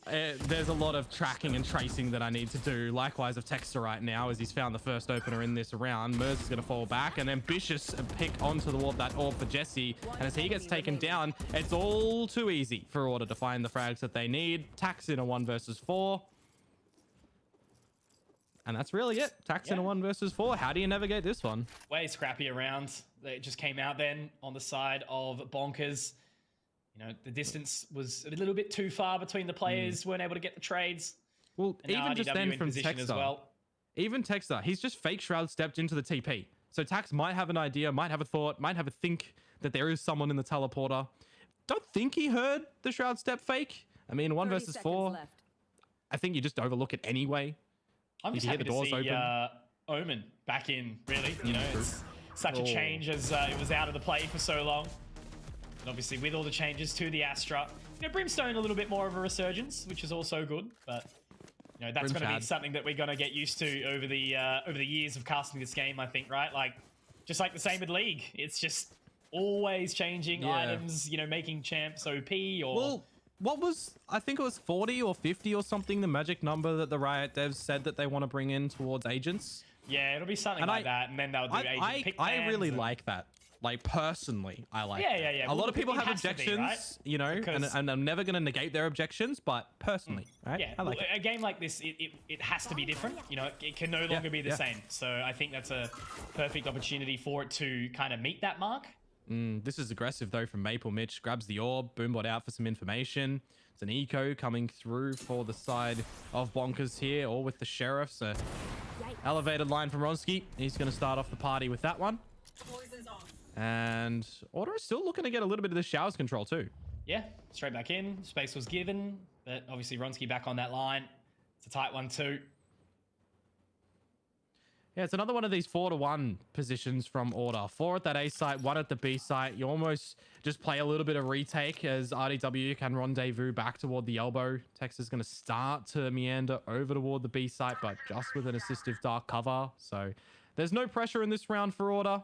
They do feel like they want to hold on to this showers control again. You know, Boombot early on was really the only information that they were able to discover in a round such as this. And we've seen rounds like this from Bonkers where they lose the first pick, they go silent, and then they try to bully their way in with about 30, 20 seconds left on the clock. It doesn't really bode well. So we'll see if it changes here. Yeah, and look, you know, 4 members here already So basically ready to deny it every single which way, leaving RDW solo inside hookah. Another shot for Ronski, 2 so far in the round, make it a third, and the last in showers. So Maple happy to close with 2. And the Raze is also looking nice and clean with it. Lead taken back by Order, nice and casually. No real pressure has been applied, obviously in the previous round, just that eco. It's gonna be okay. Nice hacks onto the operator purchase here on that Raze, as opposed to Jesse, who will be going for the rifle here. And it is going to be a tactical timeout called, this time on the side of Order in the hands of Texter. We saw Nice Hacks get a pick with the operator a little bit earlier in the game when he pushed down B long in that game, but, you know, trying to hold on to it as well. It's kind of one of those questions as well for the Bonkers roster. Who do you put on toward an operator? Your eyes are probably going to say, all right, well, we've seen overseas, internationally, I play this game, you know. Oh, Chamber, use the operator, right? It kind of falls into the same situation where you say earlier, anyone can use a gun, so just shoot and maybe get a kill and fall back. Yeah, Raze can do it, can satchel away as well. It's not as prized, I guess, as like Ronski on a jet would be with an operator, but it's definitely plausible to get something happening. And one of these rounds right now, it's one of the big swing rounds, right? Bonkers kind of need to get this one, otherwise the half will get away from them toward the defensive side of Order. They've still got money for days, so they're okay for the next couple of rounds. So these are the ones where the pause, yes, it's called from Order to settle themselves down, to have a bit of a thought process, just collate what's happening here. But it also works wonders for the side of Bonkers because they still have their own timeout in reserve, and they've just been given, you know, a minute to talk. Let's flush them out. Bring back the Sage operator, Dion. That's what I'm I was saying. waiting for you to say that. Yeah. I saw you do it. What was it, 2 nights ago? I saw it. Oh god, it didn't work. So that's the main thing. But Paranoia certainly does. Straight down mid. Good shots to come through from Ronski, but good trades accordingly as well. Nice hacks, Jesse. They respond. So the punishment is nice and early. Artie onto that line. Tax, will he be ready? Does shoulder it. Very wise, but Artie, he's sharp, Dion. We know this. We've been watching it for the last few months now. Well, since the inception of the game, really. But I guess the thing with RDW is, like, not only has he been improving, his teams have been improving. You know, I think people have started to notice. Well, that was From the Shadows from Text Up. He pushed up A short with Disco. Didn't really hear anything, didn't spot anything. If they kept going, they would have hit the trademark as well from the chamber. So he TP'd over towards RDW. Now he's falling back over towards the A site. So again, it's going to be one of these situations where RDW, if he hears any information that should be cause for Order to rotate back over towards this B site, there is that trademark over at the teleporter line itself as well. So that'll have to be destroyed. There's the info. Order now know what's happening. 30 seconds. Bonkers can TP if they want, but it will be risky. So they kind of are locked in towards B. It definitely looks like the focus will be there. RDW, though, on the line, finds a second in the round, and that's the spike dropped. Obviously, Rendezvous back out as well. He's even pulled in the Headhunter. There's going to be a default line to come through. Makes it awkward. Jesse gets taken, and this is a much more clean and concise looking half from Order. You know, we'll sort of put the first few rounds that they did manage to lose to the wayside at this point in time, because the last few have looked very, very clean, and they're looking super strong. So, you know, ultimately, at the end of the day, with that forfeit map going their way, you know, they only need the extra 7 rounds to close out this series in its entirety and take away first seed of Group A. Well, this half isn't even done just yet, right? 2 rounds to play. It's a half buy coming in for Bonkers here. Everyone teeting on the edge of their ultimates, you know, everyone within 1 or 2 of them as well. So these, you know, if they lose this round as a half buy, it's okay. You can still try and fight for the 7-5. Rely on a bit of your ults in the next round to get everything happening that you do want. Once more, though, we'll actually start to piece things together in this round. It's Showers control for Order yet again. Ronski opening things up onto Mirza. So there's no flashes available anymore for the side of Bonkers. But as I did say, Mitch, it is that little eco for them. They probably are not expecting to win this round at the moment. And now it's even more strengthened as Nice Hacks falls. Ronski doing Ronski things. Looks like he's wriggled into a little bit more comfort so far. As Mike tries to get aggressive up onto the other side of the smoke. He's actually been hit hard. He swindled How's that happen? And Mike's found another. No, it's all falling apart now. The trade's coming through as well as Jesse does manage to find another here. It's all gone pear-shaped. How's Mike found those two? Now Tax wants to creep through, and the timing doesn't go the way of Tex to the teleporter around. But the spike is so far away, Dion. This round's like a ranked game right now. Nothing is paying off, and I don't even think Tex has seen it. So it doesn't matter. Texter has just smoked the trademark for RDW to get a bit of a pincer maneuver. If the timing favors him, he might have been able to hear the information on Jesse's runnings, but they don't know that Tax is already in the B side. How's the timing go for RDW right now? I think he's just without reach. I think he's just outside the audibility range. So 20 seconds, spiking towards B. A round that probably shouldn't have been bonkers here. They have absolutely wrangled this one back, and I just can't help but think, how did Mike get away with that? 10 seconds left. Very, very lucky, but round still not done. Dark cover up onto the top of the site. Texter keen for the teleport, but it doesn't go quite the distance. However, does manage to find Jesse in the process, so it does go down to that one-on-one. Tax looking for a rifle, and will he be lucky enough to find one? It's up on the top, so a little bit challenging. Only 3 bullets in the chamber as well. Spots out the gun barrel. Now he can go and collect that Vandal over towards the other side. And in the middle, it's going to be RDW, who has been very, very clean. Taking his way up 15-3 right now, Dion. You know, it excites me so much to see how well this guy has been doing in early days against his former roster. To a degree, you know, the really nice hacks there. But last round of the half now, Dion. Tour de force to be activated. I think Chamber was built for RDW, right? You think back towards Pants Down days, you think what he was able to do on the Rays, like, you know, all of the maps, split, bind, everything. He was fancy with it, right? And it was a really good show, if you're gonna say it that way. He could play a duelist really well and exactly, a sentinel right? really so well. I was gonna get into that. Chamber is the combination of kind of all of them, right? Yeah, there's no fancy satchels and anything for the movement, but there's quick shots, there's operator shots, there's fadeaways with these rendezvous and everything. It's just big consistency, and this is an ambitious rocket out. It's a 1-to-1 trade, but the TP comes through, and all right, these are the rounds I can't do. I can't see. Very quick now. Great shot there. Quick scope from RDW. So Chamber diff once more as the Seekers. The old cabbages straight on through, gets the information in towards Hookah. And that's going to be the Viper's Pit coming in as well here, Dion. So it's going to be a very tough one for the retake. Orbital Strike to also try and create some further space. But 4 members of Order are looking to try and dive their way in here, in towards the green, as it's just colors left, right, and center here. Will the aggression start to come through? Not quite yet. Mirza does make the space, but Ronsky trying to get around towards the back of the site. Looks to jump in to the middle. Disco collects 1 and a second. Now all left onto Mirza in the 1 versus 2, but he can't quite connect. Ronsky to find it, and that will be the round done and dusted, and the half going the way of Order, 8-4. That's one of the hardest things as well with the composition of Order, actually. For a Viper's Pit, you don't have any information that you can get in from in it as well, right? You've got no Wolf or no Recon Bolt or no, I guess to a degree, KO Knife as well to see how many people are in there. There's no reconnaissance ability from inside a pit. You have to throw in your body. And that's what we were seeing from Order as well. Kind of scrappy, kind of coordinated at the same time, throwing everybody in. And when you've got that pit down and there's no real damage abilities left anymore for the side of Order, you know, in a game like this, Bonkers are going to be, you know, summing up what abilities they've heard, like Paint Shells are gone, Aftershock's gone. That's the really only damaging abilities that can come out from Order. I guess to a degree, you could throw a trademark in there if RDW held it as well for some information, but he didn't. Regardless, the point I'm trying to make here is it almost feels like Order have to just throw themselves into the pit or rely on Bonkers walking outside of the pit, and that was what they started to do there as well. So these little things they have to be cautious of moving forwards. But as you say, 8-4 at the half, definitely favoring Order here. Let's see how their attackers' side goes. Oh, I like that very much so. Pushing onto the other side of the Sky Smoke, and damage is done. Maple over the top too. So all of a sudden, you know, they did lose a couple of members nice and early, but the Aftershock to come through from Disco as well. Order have completely turned the tides of this round, despite Bonkers having a very, very forward-thinking approach into the round as well. So on this retake, nice and slow. It's going to be a tough one for them to try and get their way back in.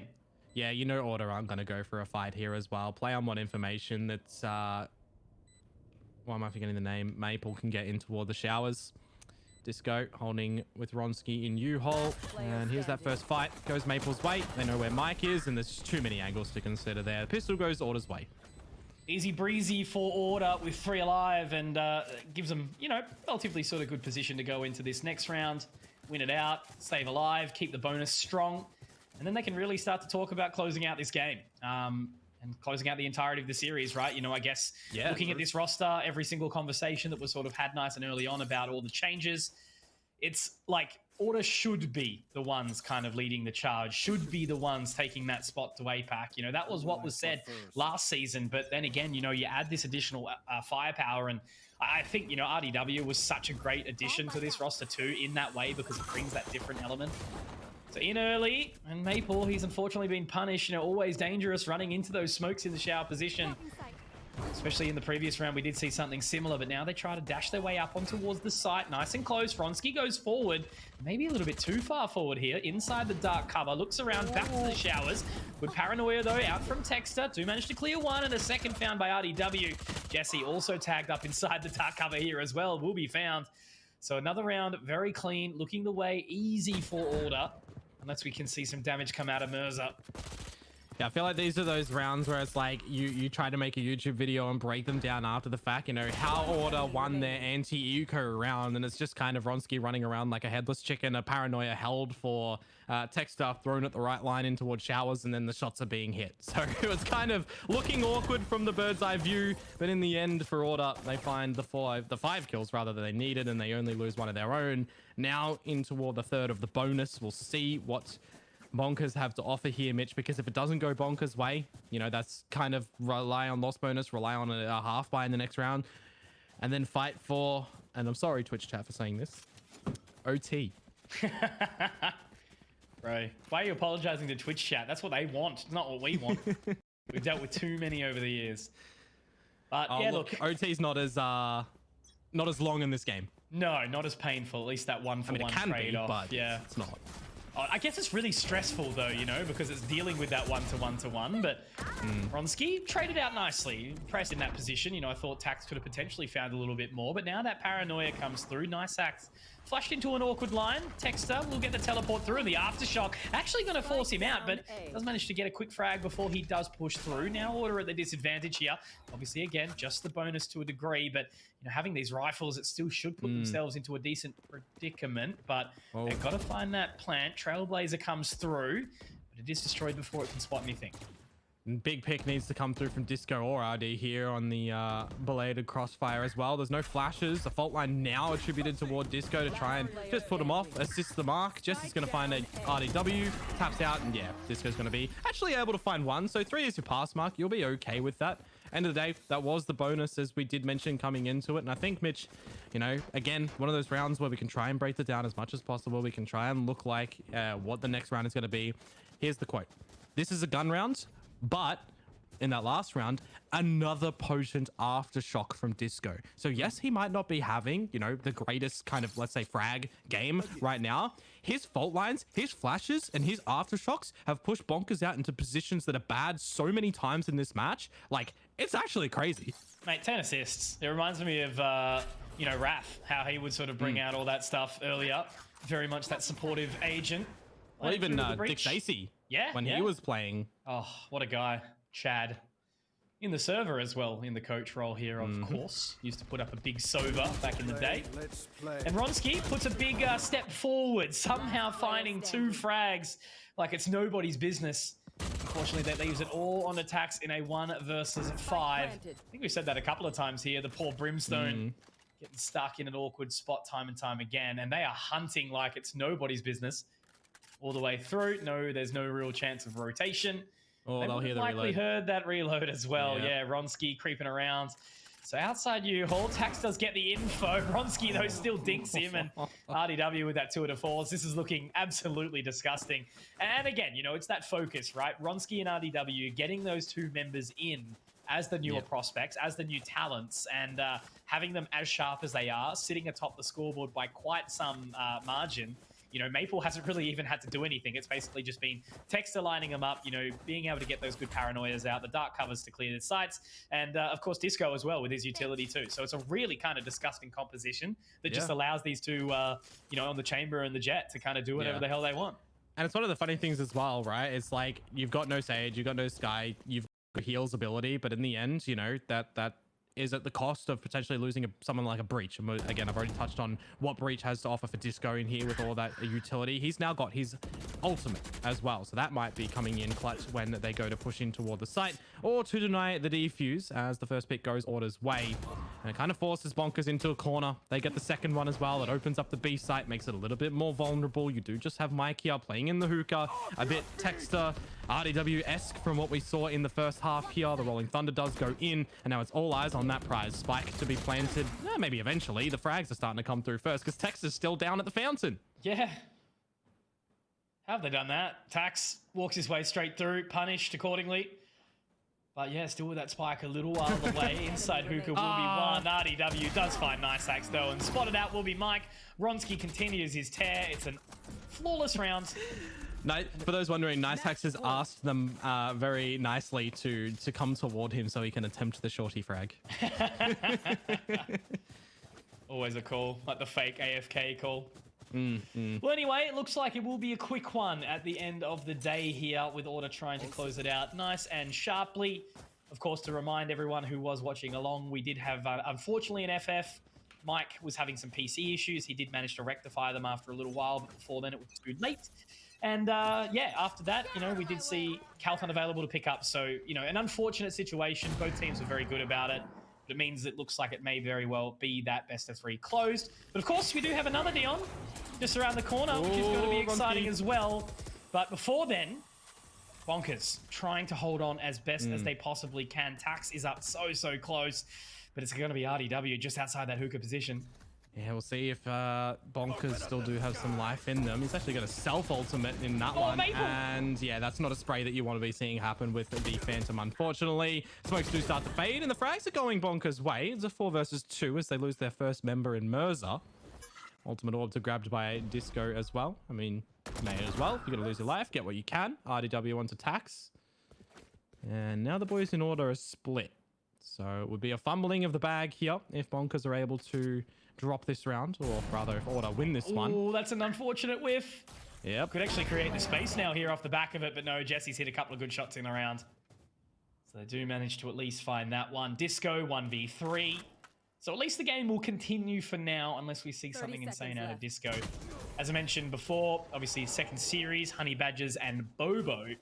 Yes. And that's an interesting one in the sense of it's a little bit different to here. It's not contesting for that top seed in Group A. It'll be Bobo trying to make it a clean run through the B group, whereas Honey Badgers have unfortunately had no such success, and they're looking to try and find their first first series in the group stage. Yeah, of course, we've seen what Honey Badgers are able to do around the region before. A lot of big names in that roster as well that we've seen time and time again. I always like watching them because they're, they're very explosive as a team. But speaking of, that's a showstopper. That's the intention of being explosive. And unfortunately, no frag. Texas from the shadows as well, not really getting anything. But Ronski will start things off by finding Mike. Okay, so we just got individual duels around the map. Pretty much. It's been the old Classico here. A couple from Nice Axe, though, as a respondent. Maple, can he find Tax? Not quite. Very low. Regrowth obviously is available on the sky of Mirza, but he's still a long way away. Nice Axe, though, doesn't need it.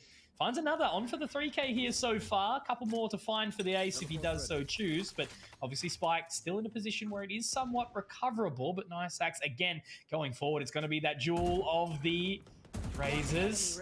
Maple, a little bit of a questionable choice there to go for the orb. Maybe was trying to sell the fake, but unfortunately didn't quite find it. And the last man standing in RD, he will be taken down by Tax. So a very large round there from Nice Axe coming through with the 4K to still continue to hold this game open for Bonkers. Yeah, still a little bit of life left in them. It's going to be, a full buy coming in from Order here. They're going to try and force what they can. No ultimates at the moment to be able to get them a little bit further. RDW 2 away from the big old snipey boy in Tour de Force, but maybe they go for it. I'm actually looking at the scoreboard now, Mitch. Ronski 25 kills, RDW 23. Yeah. That's what I mean, man. You add these two Sharpies and all of a sudden you've got a Sharp roster going even more insane with it. Obviously a massive shame to see Autumn go. And same with Tux, but, these are the two of the biggest sort of prospects on the plate at the moment in Ronski and RDW. Two of the teams, like players at least, obviously outside of Bonkers, they sort of I guess, randomly found some success here and there, but never really sort of found their way up towards the top. So there were always those players with the individual prowess that didn't really have a massive successful background from a previous title.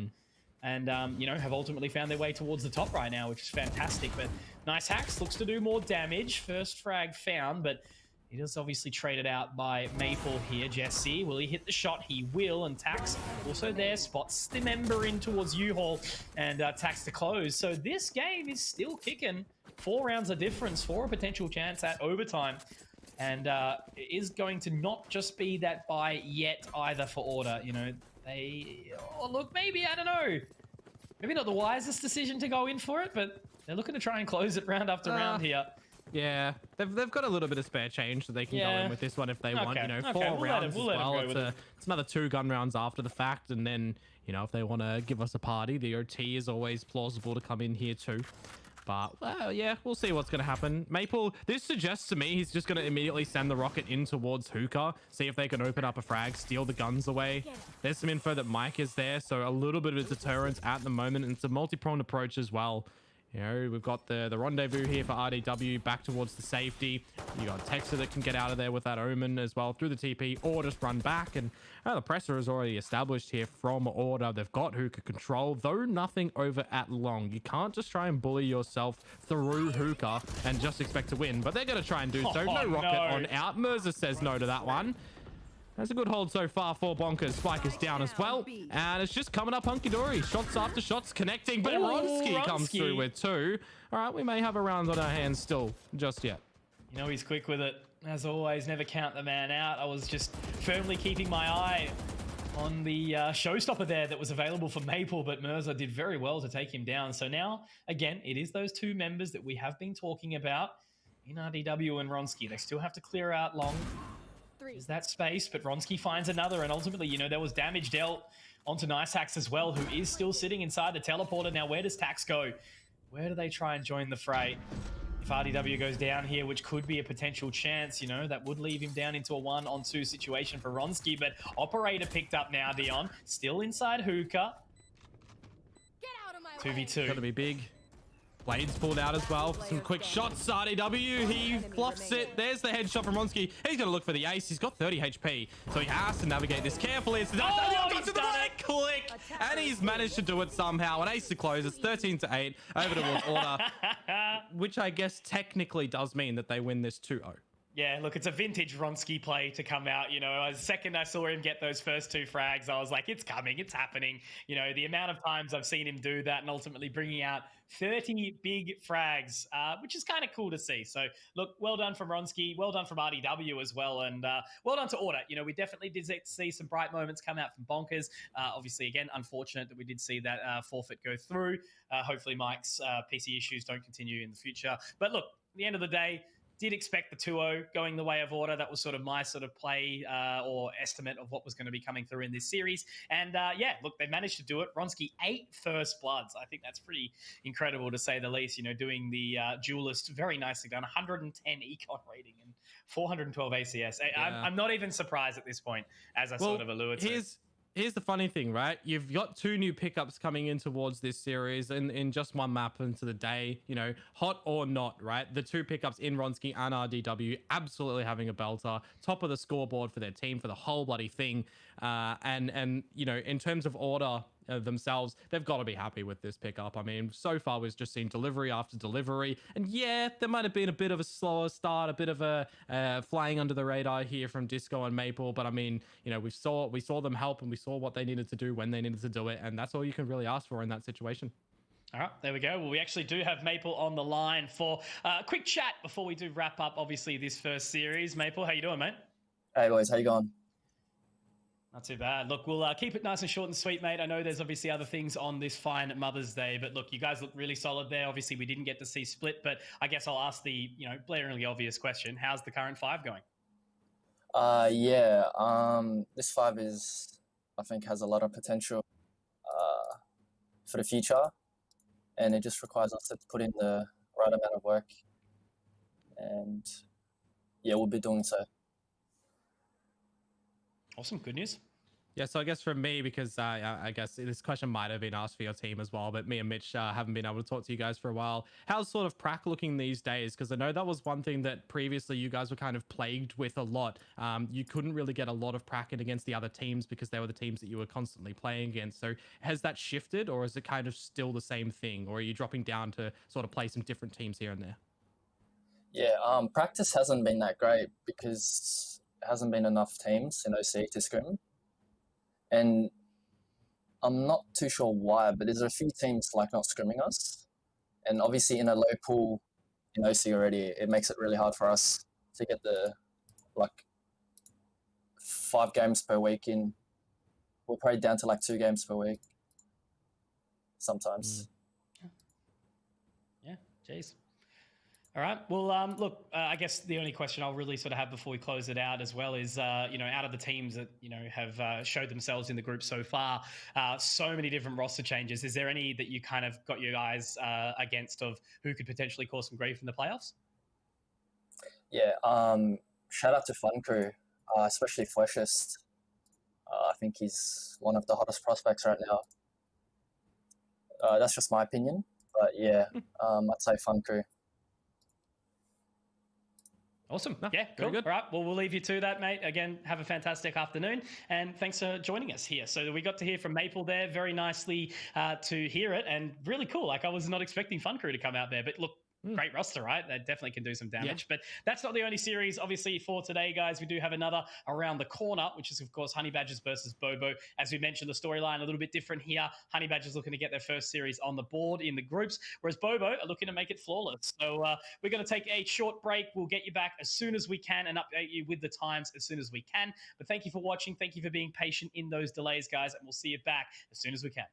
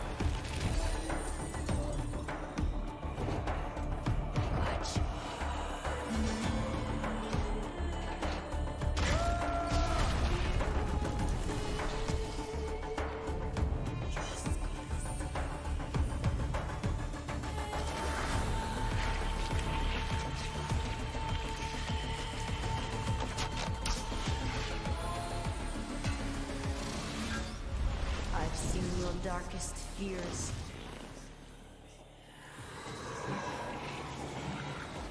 Mine would eat them alive. Covering! Chamber, it's on you!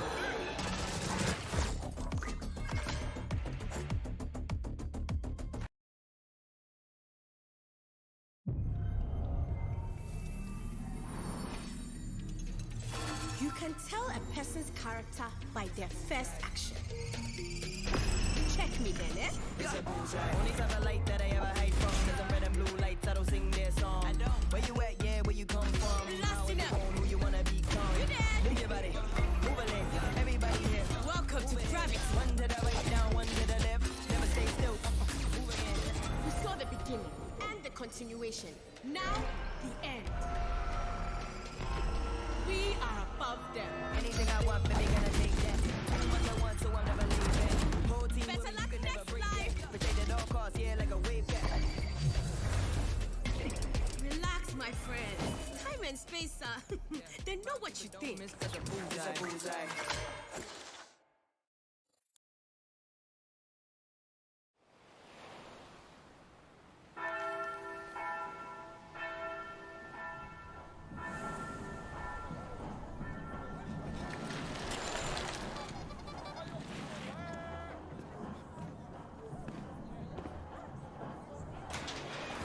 Por isso que eu vou te botar no jeito hoje, viu, Binho? Ô, dó. Já passou da hora, né, pai? Vamos lá.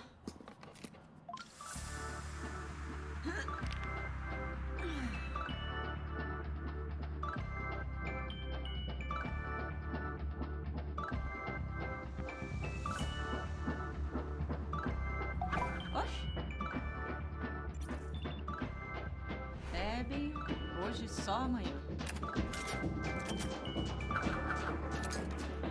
É hora do reggae. Porque toco a fé. Eu vou andando a pé pela cidade bonita. O toque do crochê e a força do divino. Ninguém explica. Ela é bonita.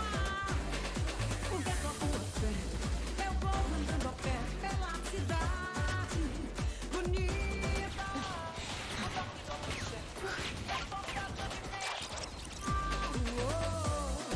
Verdadeiro amor, você vai onde eu vou, verdadeiro amor, você vai onde eu vou. Não diga que não me quer, não diga que não quer mais. Eu sou o silêncio da noite, o sol da manhã. E o que o mundo tem, mas tem um ponto final. Eu sou o primeiro que canta, eu sou o carnaval. A cor dessa cidade sou eu. O canto dessa cidade é meu. Pega eles, Binho. A cor dessa cidade sou eu. O canto dessa cidade é meu.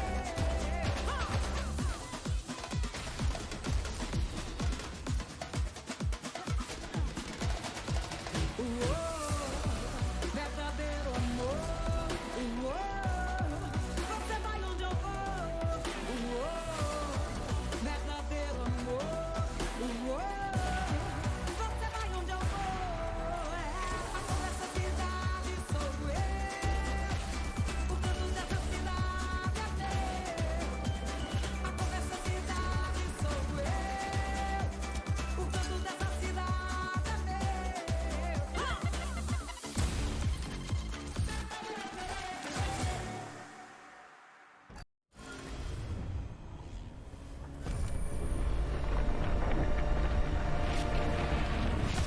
This just in. Reports of a disaster in Italy. 안녕하십니까. 이탈리아에서 들어온 지각이 폭발해 공중으로 떠오른 사건이 발생했습니다. Sta galleggiando a 300 metri da terra. Radionite may have been involved. Kingdom, whose Radionite power program accounts for more than 3/4 of the world's energy production, have denied any connection to this disaster. Anyone with information on the two unidentified radiants spotted at the scene is being asked to come forward.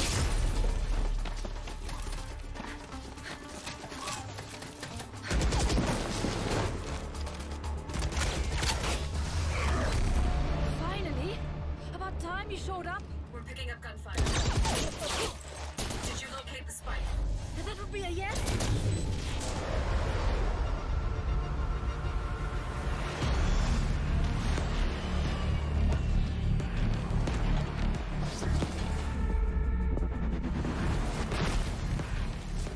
Stay close. Weapons ready. I was born ready.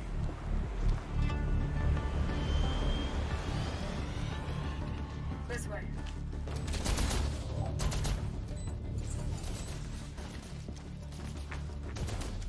Hey, take a look.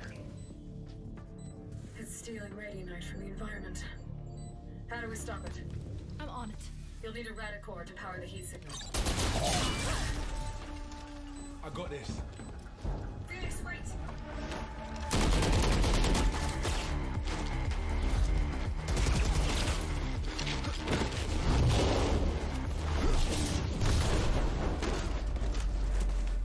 Hands up, come on.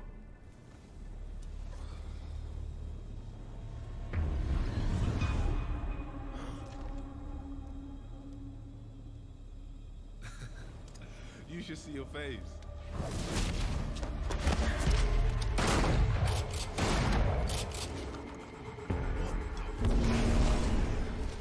Come on. Did you find a power source? Here. Let's go, let's go. But dumped! Not enough power! It needs to be superheated. Get that here.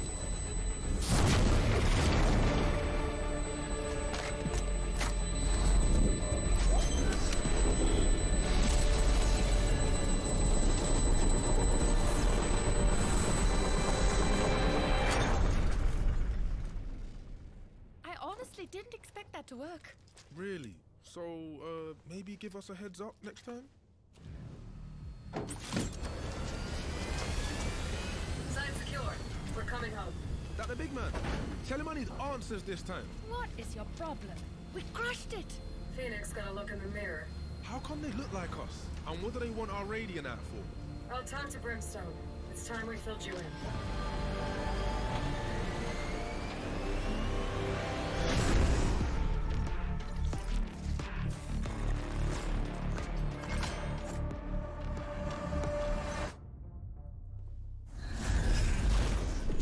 Yo, we got problems. We? You're the one that screwed up. You serious? You had it easy, Jet. You know they're bringing whole teams now, right? And so will we.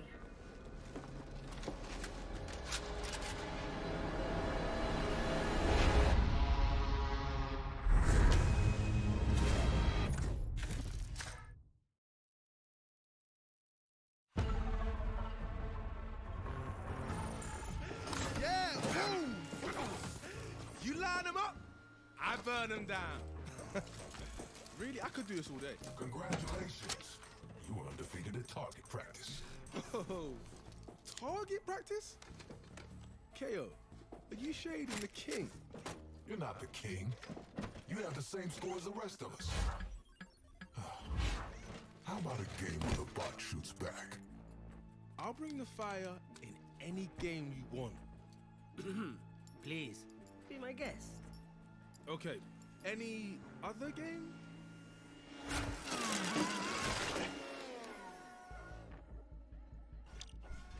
Let's dance. Yeah. Say hello to MaxBot. A perfect blend of tactics and firepower. Now you can train against, well, you. My money's on the machine. You got this, pretty boy.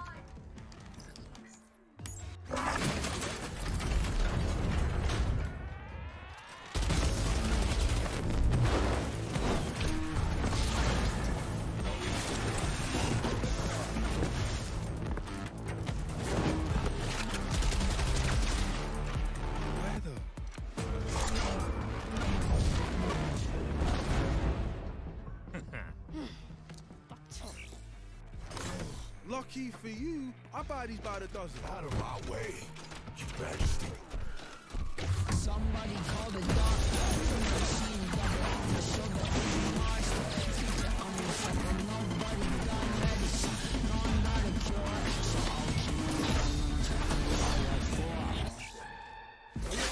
I'll Well, this is embarrassing. I'm stuck with these voices, they're all in my head. All in my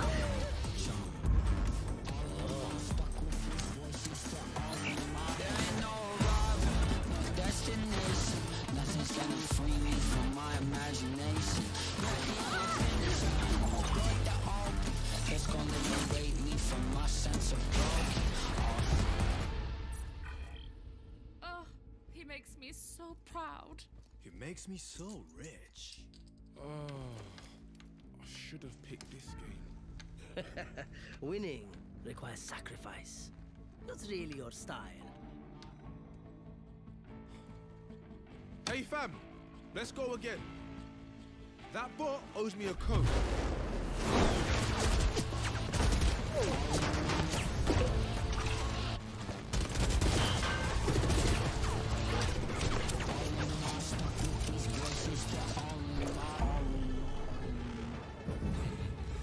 My turn.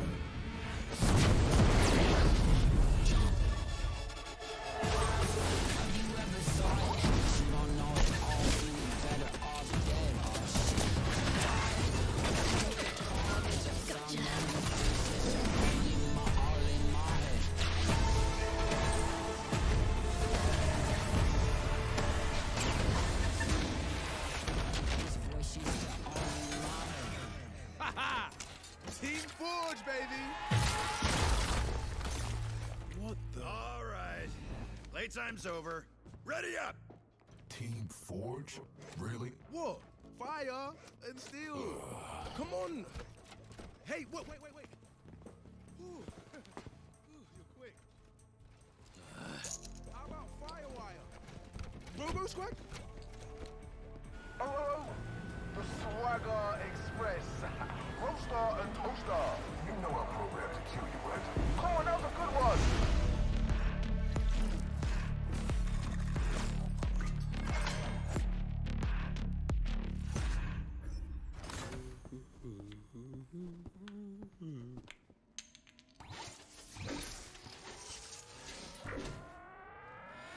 Turret out.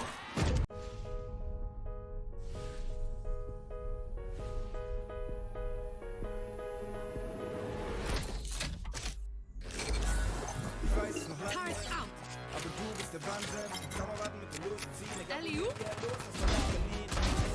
Ich habe so geschieden, schön muss es dich geben. Ja, du bleibst. Found them. Had some trouble.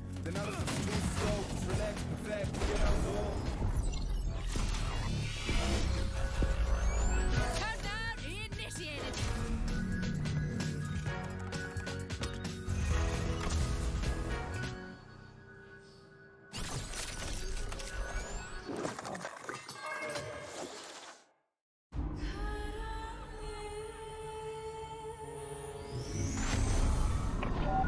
Cypher to all stations.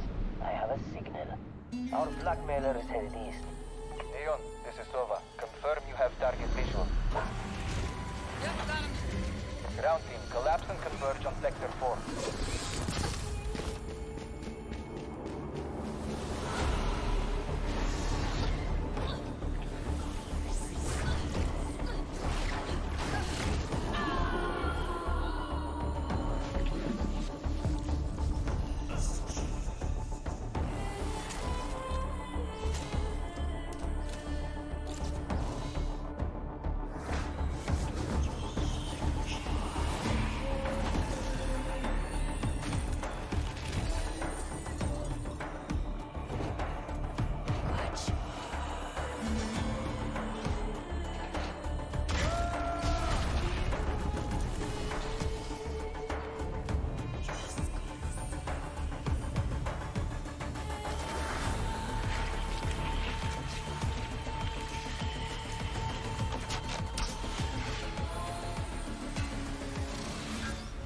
I've seen your darkest fears.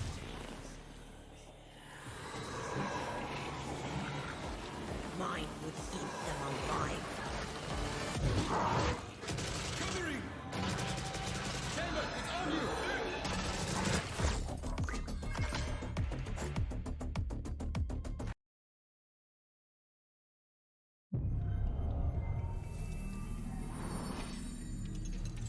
You can tell a person's character by their first action.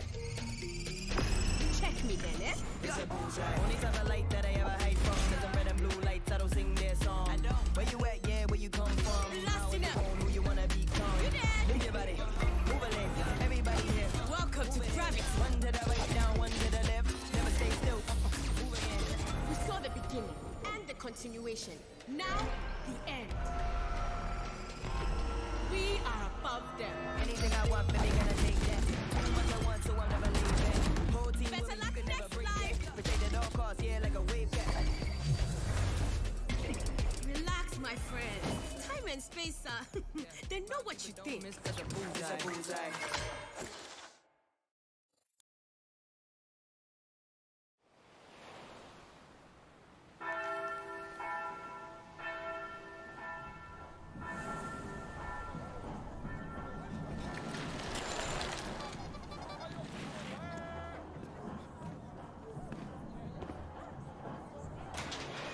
É por isso que eu vou te botar no jeito hoje, viu, Binho? Ô, dó. Já passou da hora, né, pai? Vamos lá.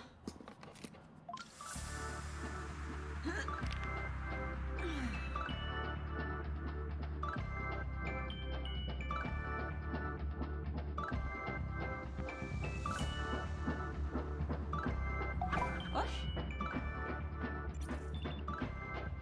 Bebe hoje só amanhã. É hora do reggae. Porque tua rua fé. Eu vou andando a pé pela cidade bonita. O toque do cachê e a força do divino. Ninguém explica. Ela é bonita. Porque tua rua fé.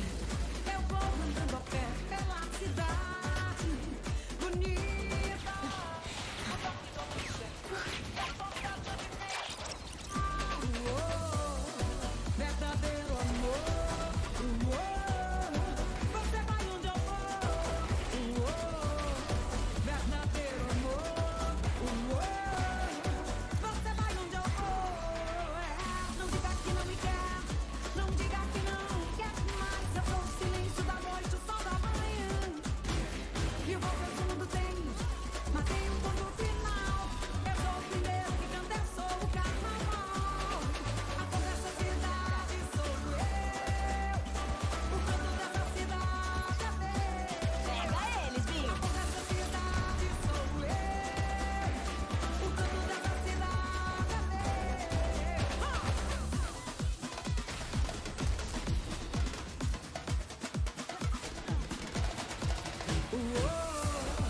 Verdadeiro amor, você vai onde eu vou. Verdadeiro amor, você vai onde eu vou.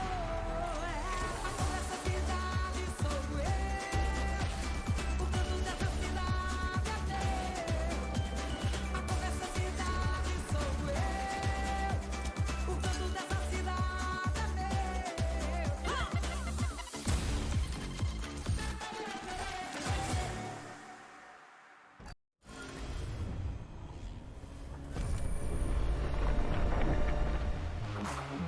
Going to be too effective from Nice Axe. Goes up. Precious can't land the shot. Now again. Quick double from Precious. Just came over the top, has a nice line. There's the ping. See you later, sicko. And another as well, Cloxy. Texter, another frag to be found. Cream, he's in such an awkward spot, but he's going to line up the collateral. That's a tag coming through from, I think, a camera. Oh, what is this? Ladies and gentlemen, hello and welcome back. Konkmoto back on your screen here for the final series of the group stages for VOT Stage 2. Yeah, Dion, look, map number 1 or series number 1, I guess we only did have that one map, unfortunately. Again, just to recap, Mike with a couple of technical issues means that we did have map 1 forfeited, but ultimately Order walked away with Bayern anyway 13-8. So a strong opening series coming out from Order to close out the top of the group. Yep, and of course we do move over into our next match of this evening, which is going to be Honey Badgers and Bobo. Now, before we get in towards that one, I do want to preface that our first series was the fight to try and get the top of the Group A bracket, and now this one over in Group B is kind of a bit of a double-edged part, right? For one team, it's to try and get their first win, and for the other team, it's to try and get that top spot. So, yeah, a bit different. Yeah, exactly right. And for Honey Badgers, they've been a really solid team here and there. So I'm surprised they haven't, managed to find one so far. But I guess, look, a really strong group, right? I would probably lean a little bit more to saying this is the stronger group. Bobo, fantastic team. Catgirl, so much firepower. And Rain is kind of that Kingslayer, I guess you could say. They've been putting up big results here and there too. So let's dive into Honey Badgers, give a little bit of a reintroduction, because I think ironically, this is unironically rather, one of the teams that's probably had the least amount of change to it. But overall, Milky, Jelly D, Fulvus, Cloxy, and Suave, a very, very sharp bunch of individuals on this roster here. Yep, no, 100%. And I'm going to go back to front, right to left in this one with the agents of the peoples and that sort of stuff. So Suave is always the player that, Sova and Breach is what you would commonly come to know him as playing. And I always, put a lot of patience on players with that, because it's a lot of technical utility usage and stuff that you got to know specifically on that Sova. And for Breach, a lot of timing as well, which is what we saw Disco be able to do when you compare it against a team like Order. You move over towards Cloxy as well. We've seen him kind of dance around with a couple of teams before. You had him on the old Trident, the old Villains and stuff like that as well. He's predominantly, bit more multi-sporadically around with the duelists, but also picking up a bit of the Sky. Those are kind of the two players I wanted to see in there. And then the third one, before we get into the next team, is Jelly D. He plays KO, and I like that. You'll like anything that plays KO, mate. But of course, we do have another team in Bobo as well. Now, this one is kind of, I guess, a bit of a result of what we did have from Bonkers, right? With a couple of extra members in Sign, Dragon moving on through. So Noz was the super sub on that Bonkers roster and has now, been brought into here as the IGL, I do believe, running around with what we've got. But look, I think they're a team that was sort of built on the premise of trying to win this entire thing. So far, they're looking really strong to top out Group B. And I think, at the end of the day, they probably will be ending up that way regardless of the result in this one. Yeah. So really, really solid roster. They're players that we know, obviously, again, 3 members who were over at that APAC event last season, and now with just a different roster sort of to it. So cool to have signed into this one. And obviously Dragon, Dragon was one of those players who we didn't get to see as much. I think there was some time out of the game and then coming back in. He's one of those really, really sharp prospects, right? So I think with a roster like Bobo that kind of, have the members with a little bit more experience and a little bit more structure, he can send them to sort of, I think, some pretty good heights. Yeah, and of course, it's always cool to see Noz when he's back in toward the server, because he's a player that can pretty much fit into absolutely any roster. His agent pool, he's got like 14 official agents played over the history of this game. I know Yoru's not played for just one off the top of my head, so I mean, it'd be funny if we see that. But I mean, the fact that you've got Noz in this roster as well just strengthens them. Yeah, exactly right. So why don't we take a little bit of a focus on 2 of the members who we've picked as our highlight players in Milky and Tix. So this is the smoking players to see who is going to be assisting in that regard. Obviously, we saw some awesome things from Texter in the previous, and Tax also put up some decent numbers as well.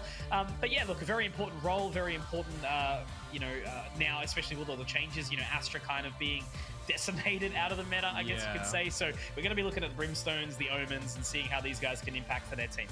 Yep, no, 100%. And of course, as you mentioned there, with the Astragon, that was Noz, picking up that. And now it does shift over in towards, a new different form of this roster for Milky and for Tix and everything like that. So before we get into the vetoes, again, for us, I guess it's a bit of a clean slate with roster changes coming through in toward this one. So we're very excited to see how this is going to pan out. For sure. Today has definitely been like a prep day for playoffs, I guess you could say, right? I've watched a whole bunch of these games throughout the course of the competition so far in groups, but, with all those changes, it's not even about like the individuals on like what rosters they're in now. It's what rosters they're in and what agents are they playing, and also what maps are they going to be picking. So we do roll in the vetoes, and this is the first time I'll be seeing them today too. So what are we going to be skipping out on? Okay, so, all right, Split Icebox and Fracture if we do need it. So Fracture's certainly going to be testing me a little bit, Dion, here. I have got a few more reps on the map, though, nowadays, all right? But Split, that was the one, unfortunately, that we didn't get to see between Order and Bonkers because that was the map that Order picked up here. And again, Split was very much a map that didn't get adopted much by any team, really, at all. I think, we saw Order get felled one time by Wildcard, which was in Stage 2 of last year, which was that only time that Order actually got felled in a grand final outside of the earlier this year, rather. But so cool to see. I haven't actually casted Split in a long time. So that'll be exciting. And then obviously Icebox has probably come up to be like one of my favorite maps. You want to know something funny as well, Mitch? Yeah. We haven't seen Split in a while, and neither are these teams because they don't play it. Yeah. Okay. All right. So this is one of those games again, right? You know, for learning for all of us, right? You know, clearly if they've leaned into it, clearly if they've gone for that pick, it will be also cool. And also shout out to our Japanese coach in Senpai, by the way. I forgot to bring that one, as everyone may or may not know now that there's a bit of an APAC lean on this region. We are starting to see some collaboration now. What is it? We're no longer classed as imports? Yeah, correct. It's just a part of the region, yeah? Which is good. Which is very good. Okay, so what are we looking on these agents so far? Chamber, a namestay, you know, we're understanding it. Cloxy picking up that one. Milky, as we mentioned, on the Omen, on the smokes here. Scroll hovering over the Viper. Tix has actually gone for the Astra, which is cool to see. Yeah, it's going to be one of the interesting things. Like, I feel like you can't just run an Astra by themselves anymore. It's got to be coupled with a Viper or, like, with another smoker. And usually it's the Viper. Yeah, so I guess we'll see. One of those maps with many more close quarter lines.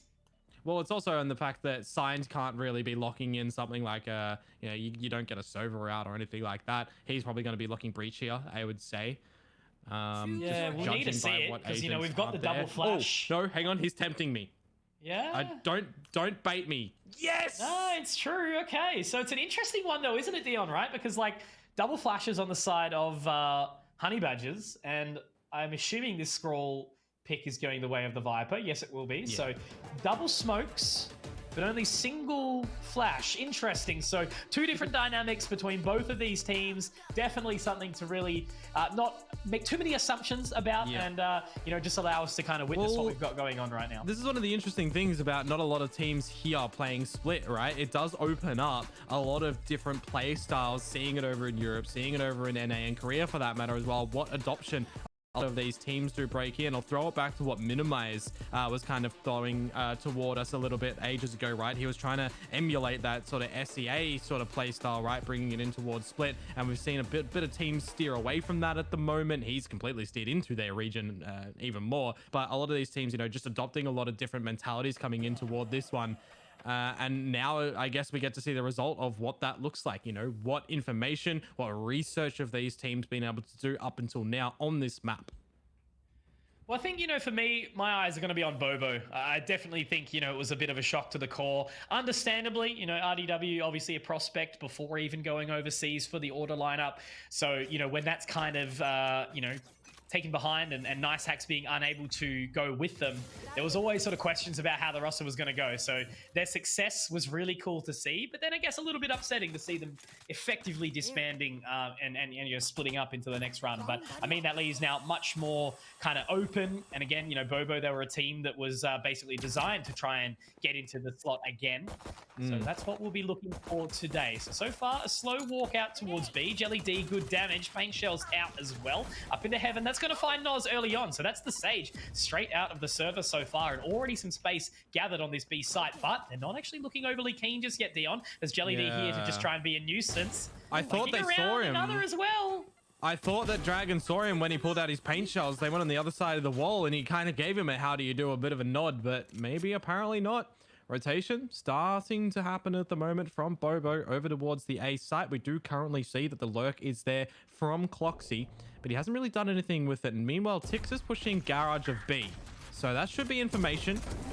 And yep, there's a frag out from Cloxy. I was waiting for him to be able to pick that one up with the Headhunter, but I mean, there's a pretty good pistol from Honey Badgers so far. Scroll is going to be missing all of his shots, which means now it is just down to Tix. Wherever you want to plant for Honey Badgers. And even if Tix does manage to get up this rope, he'll have to firstly contest with the utility on the floor that is of the chamber. And there it is. Yep. Oof. Unfortunate. I mean, look, early days. I'm not going to make too many assumptions, but that was a very, very disenchanted round from Bobo. They looked like they kind of weren't awake just yet. Yeah. So good start there from Honey Badgers. You know, nicely done by Jelly D. They're happy to let him go. Cloxy then, you know, off the back of the fault line, was able to find his opening shot. So good signs, nice and early. Because, yeah, again, you know, this is a very interesting kind of agent lineup, I would say. Like, I'm trying to put it all in together in my head. You know, very, very utility focused, obviously, on the side of Bobo. as opposed to running around with a duelist. But I guess, you know, we'll see how Dragon goes once he does start to get activated on that raise. Yeah, well, it's back towards B for the beginning as Honey Badgers do jump a lot of utility out through in toward the site. They're going to have that Sage Wall for the cross as well. But no, Absolute just sending in toward the site. They're trying to get the contest over toward the players at Heaven. The dark cover is going to be blocking them out for a moment. And it's bought enough time to kind of just make them fall back at the moment. And they've lost a lot of utility going in for that too. It's definitely not too forward thinking. They are going to try and bait them out into this mid-aggression here onto the other side of the screen. And it's going to work out for them so far. So good stuff from Sign, but Suave and Fulvus and Jelly D, they're all ready for it into the Ramen side. So nicely found in the end for the Honey Badgers. So they continue kicking. 4 alive into this bonus is certainly a good position to find themselves into. We'll have a couple of Sheriffs, it looks like, juggling around those Spectres, whereas the full buy obviously on the side of Bobo. Maybe the mixture of Vandals, a Phantom for Scroll. But so far, only 2 frags on the board. You know, this will be the business end of it. And then obviously, when we can dive into the bonus or the first gun round, we'll see really where this game's kind of going to go. You know, current split, still pretty defenders-sided.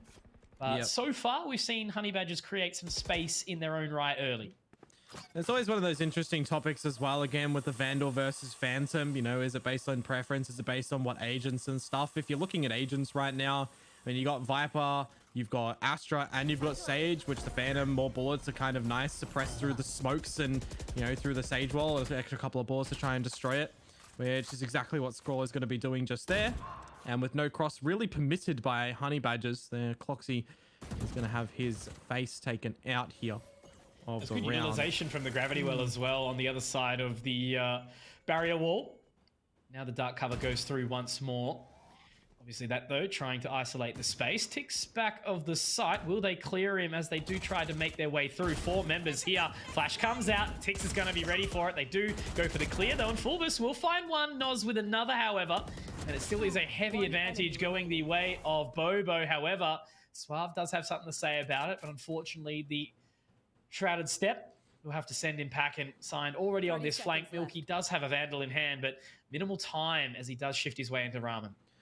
Oh, he might be able to just find the timing, however, but yeah, as you mentioned it, minimal time, 20 seconds to try and get somewhere and get a plant in toward it. Now he's going to be coming up with a fight against Dragon, who's spotted him out already, so it does mean 3 alive. For the side of Bobo is the pass mark with no plant as well. They'll just need to reinvest the guns that were lost and then get what utility they require as well. But the first test, you know, that was only the bonus. This is going to be the quote first gun round as well for the side of Honey Badgers. And well, I mean, even then, it isn't really the greatest showing of a gun round because you've got Jelly D down onto the Spectre and you've got a Bulldog there for Noz. So damage done on both sides at the moment. No one with clear utility. This round will be big for both sides. Will be. Only real sort of big changer is the fact that Suave has the Rolling Thunder available. Very, very important on a map like Split. Can do it just covers big a lot. Things in getting that space, yeah. Especially how large it is now, obviously, after a little while. Suave does get the opener here. Now the boom bot to go through. Milky spotted, but Jelly D with the second. And there's the flashpoint in as well. So Sign, he gets a couple for his troubles. 6 also managing to find Jelly D, but the showstopper does connect. And Sign now with a third. Looking great on this KO. All left on the Cloxy in the 1-on-2. Yeah, we'll see how he's going to navigate this one. 300 HP for the Bobo boys. And for Cloxy, he's got 150 to play with. The spike was retrieved. That'll be spotted out in the end as well from the boys in mid. So eventually they're going to make their footsteps go towards a side of the map. They're actually going to choose to split it down the middle and keep here. That's not a bad idea, sticking together. You've got your blade as well, the 0 point to take Cloxy's utility away. And really, it's only going to take what? His Headhunter. He's going to prioritize probably the Phantom anyway. And then that Rendezvous if he gets the plant and dips out. So we'll see if that's going to eventuate. They are splitting up, however, Mitch. Seeing if they could spot Cloxy out through B main, out through the sewers. And Cloxy's just making sure he clears everything at the moment. So eventually he'll get the plant. There's actually no flash anymore for Signs to work with. So that's interesting. He's not even caring about going for a plant. No, he's going for the hunt here. Off the back of the flash drive, you know, hoping that he was going to get summon lacking. Now as the trap is spotted, there is some information gathered, and Cloxy will be allowed free reign onto the he's site. going to TP into him. Yeah, that might be a bit rough. Did he hear it? Yes, he did. Cloxy does manage to get out, though, for now. Yeah, they know exactly where he is, rotating back through towards spawn as well. It's going to be a little bit difficult for him. He's trying to maximize the time with, sniffing them out, then eventually get the plant, but the fragment is a bit too shallow. Doesn't matter. Doesn't matter, says Signed. Kept him in position. Main thing, right? Big 4K for Signs. Got to be happy with that one. So Bobo do win the first battle of attrition in the bye round, despite a nice little entry there from Suave. So ultimately, Honey Badger's going to be on the back foot, back onto the Sheriffs. And it's going to be all Phantoms, except for Signed on the Vandal. Understandable on that defensive side. A little bit more spray room.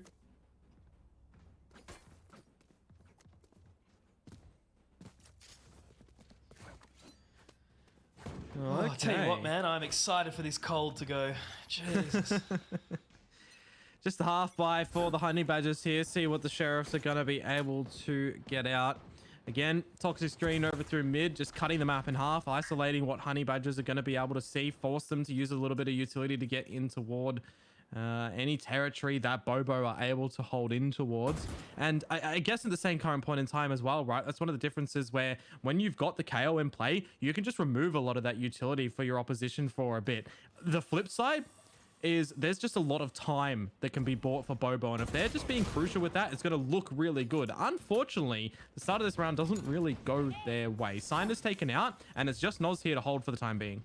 Yeah, Signed such a big, important member in that previous round with the 4K. So Heaven control taken by the Honey Badgers here, but still a lot more work to do. Noz spots out Jelly D. That's a good opening frag. Still plenty of HP available. They're looking to get that barrier wall down as well, potentially in towards CT, and they do manage to find it. So that's going to isolate the space, but as the wall was destroyed, Noz and Tix find some more.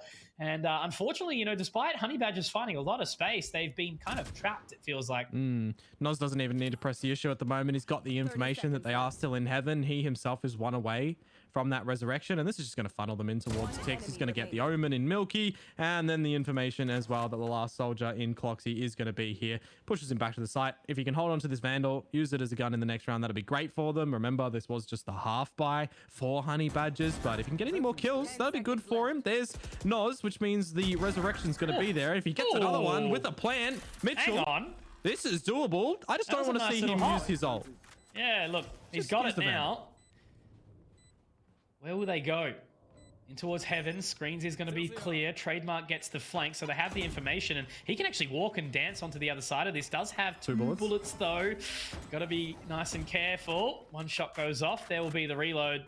So it does appear that he's keen to jump into Heaven. Yeah, exactly right. There is not really much sort of space that he can find for himself. Back was showing, but now information gathered. Tix can just hold the line.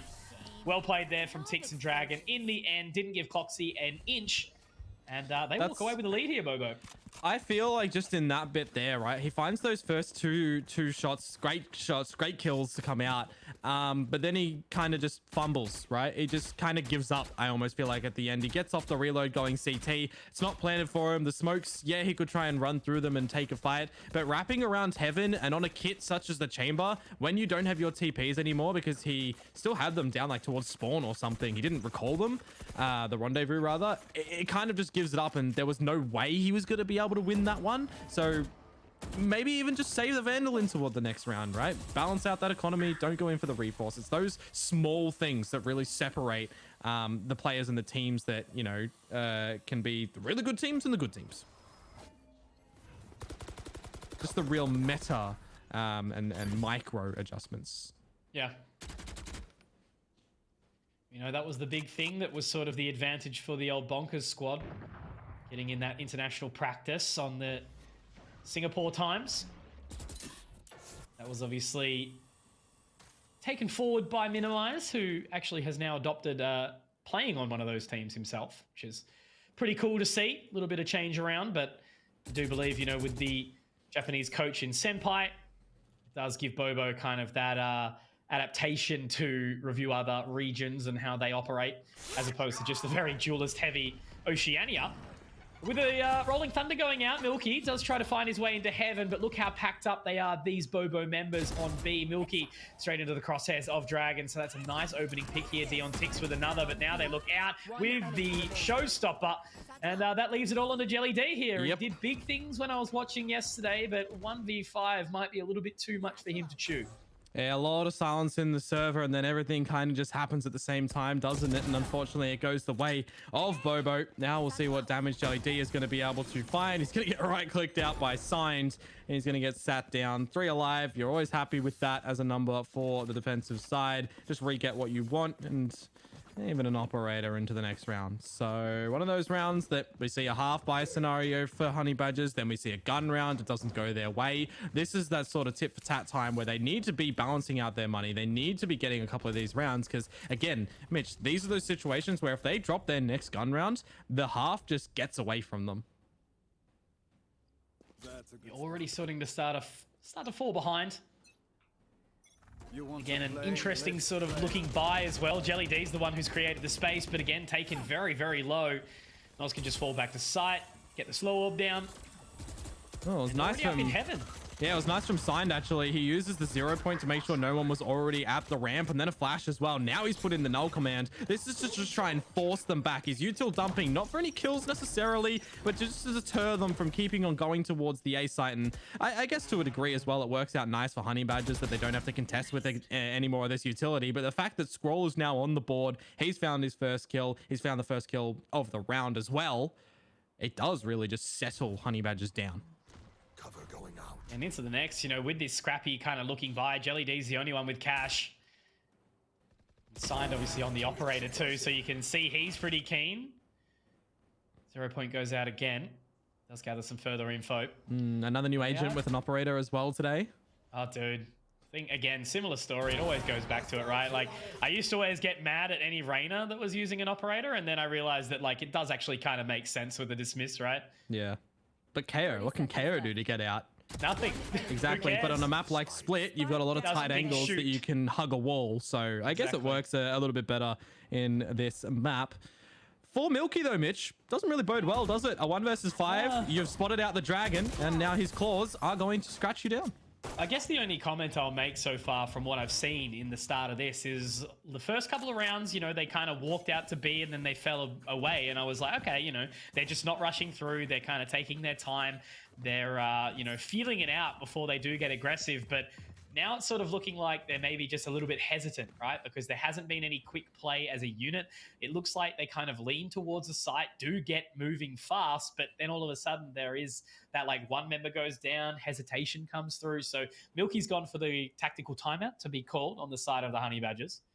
So good early time to have that conversation, maybe work out what's potentially going wrong. Because again, you know, you look at the Honey Badgers roster and the only thing that I think they really fall by the side here is just the fact that the experience, I think, for Bobo, both individually and, you know, now as we know internationally.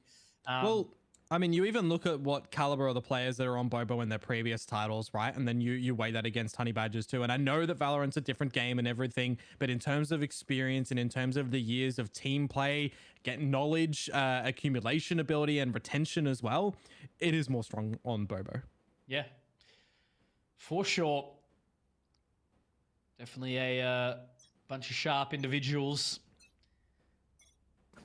Tix being that prospect that we are sort of keeping an eye on. Obviously, rapid progression as a player. Find that rhythm. Which I guess is sort of, you know, his story proof in the pudding that you don't have to have some sort of crazy background in any other titles to go big. And it is cool now that, right, like, you know, it was the CS player kind of dominance early, but now that's sort of very much fallen away. And we see that in North America especially. Physical sports into esports. Yeah, crazy. What was he? Snowboarding or wakeboarding or something? Polo. Water polo, that's the one. Yeah. Something with the water and snow. Look at this, stuff. Milky. All the way out on site. I don't actually think Tix has been ready for that, but at the exact same merit, nor was Milky. So that does mean that Tix will find one. Jelly D gets the trade. Now they try to create their way onto the site. Nice Jelly D has popped the showstopper, but yeah, exactly right, because he might not actually be able to find anything. And on the Other space, Dragon does get one for his troubles. It's a very scrappy round. Honey Badger's had all of this control, and now unfortunately Cloxy has had to rendezvous out of there, and he doesn't even have the spike. This is scrappy from Honey Badger. Well, it looks like the round is down now as well. No gun out for Cloxy, signed on that. That's one of the things where if you do try to bully your way into B, you've got to remember as well that abilities in Valorant can kill people, right? Yeah. This isn't Project A where they don't. You've got the showstopper that unfortunately did with. You've got the slow orbs. You've got the pain shells. You've got everything that can just deter you, destroy you, really just stop you from being able to do anything. And it's those situations where if you're Noz, for example, in that round, right, you've just thrown your slow orbs down, you're starting to spray through smokes, you know that they're in their crossfires already, your teammates pain shells got damage and elimination out. Like all the utility usage that Bobo are using, they're holding themselves to throw out in these choke points. So it's really nice little utility usage from them at the moment. And I mean, even Mitch, the beginning of this round, how do you get through mid at the moment if you're a team such as Honey Badgers where you don't have any reconnaissance ability? You just try to bully your way through. You will not kill my I was going to say a potential chance at an opening here. But unfortunately, they do have to burn that resurrection early. Oh, look at this B main push.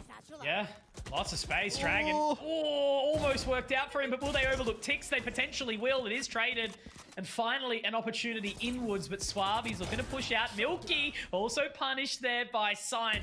A great flash out of the Viper's pit there as Cloxy does manage to find Noz, but they're so split. He's made the play, he's made the call, and he's got the movement, but unfortunately, Scroll can't quite capitalize on that opportunity, so it's Signed with 10 HP, hopes and a dream. So this is going to be me in my little armchair position as well. The 3 versus 3 situation. Noz has heal available. Signed is low. They could technically choose to regroup and go together as a unit in the 3 versus 3. You've also got that resurrection that was one away from Noz. You get another friend back up, and then you've got a player advantage, right? So I can't help but feel in a round such as this, Bobo overestimated what Honey Badgers could throw at him, and sorry, they underestimated what Honey Badgers still had and overestimated themselves. Right, good hold in the end there. I was saying it was getting a little bit dicey there with the heal.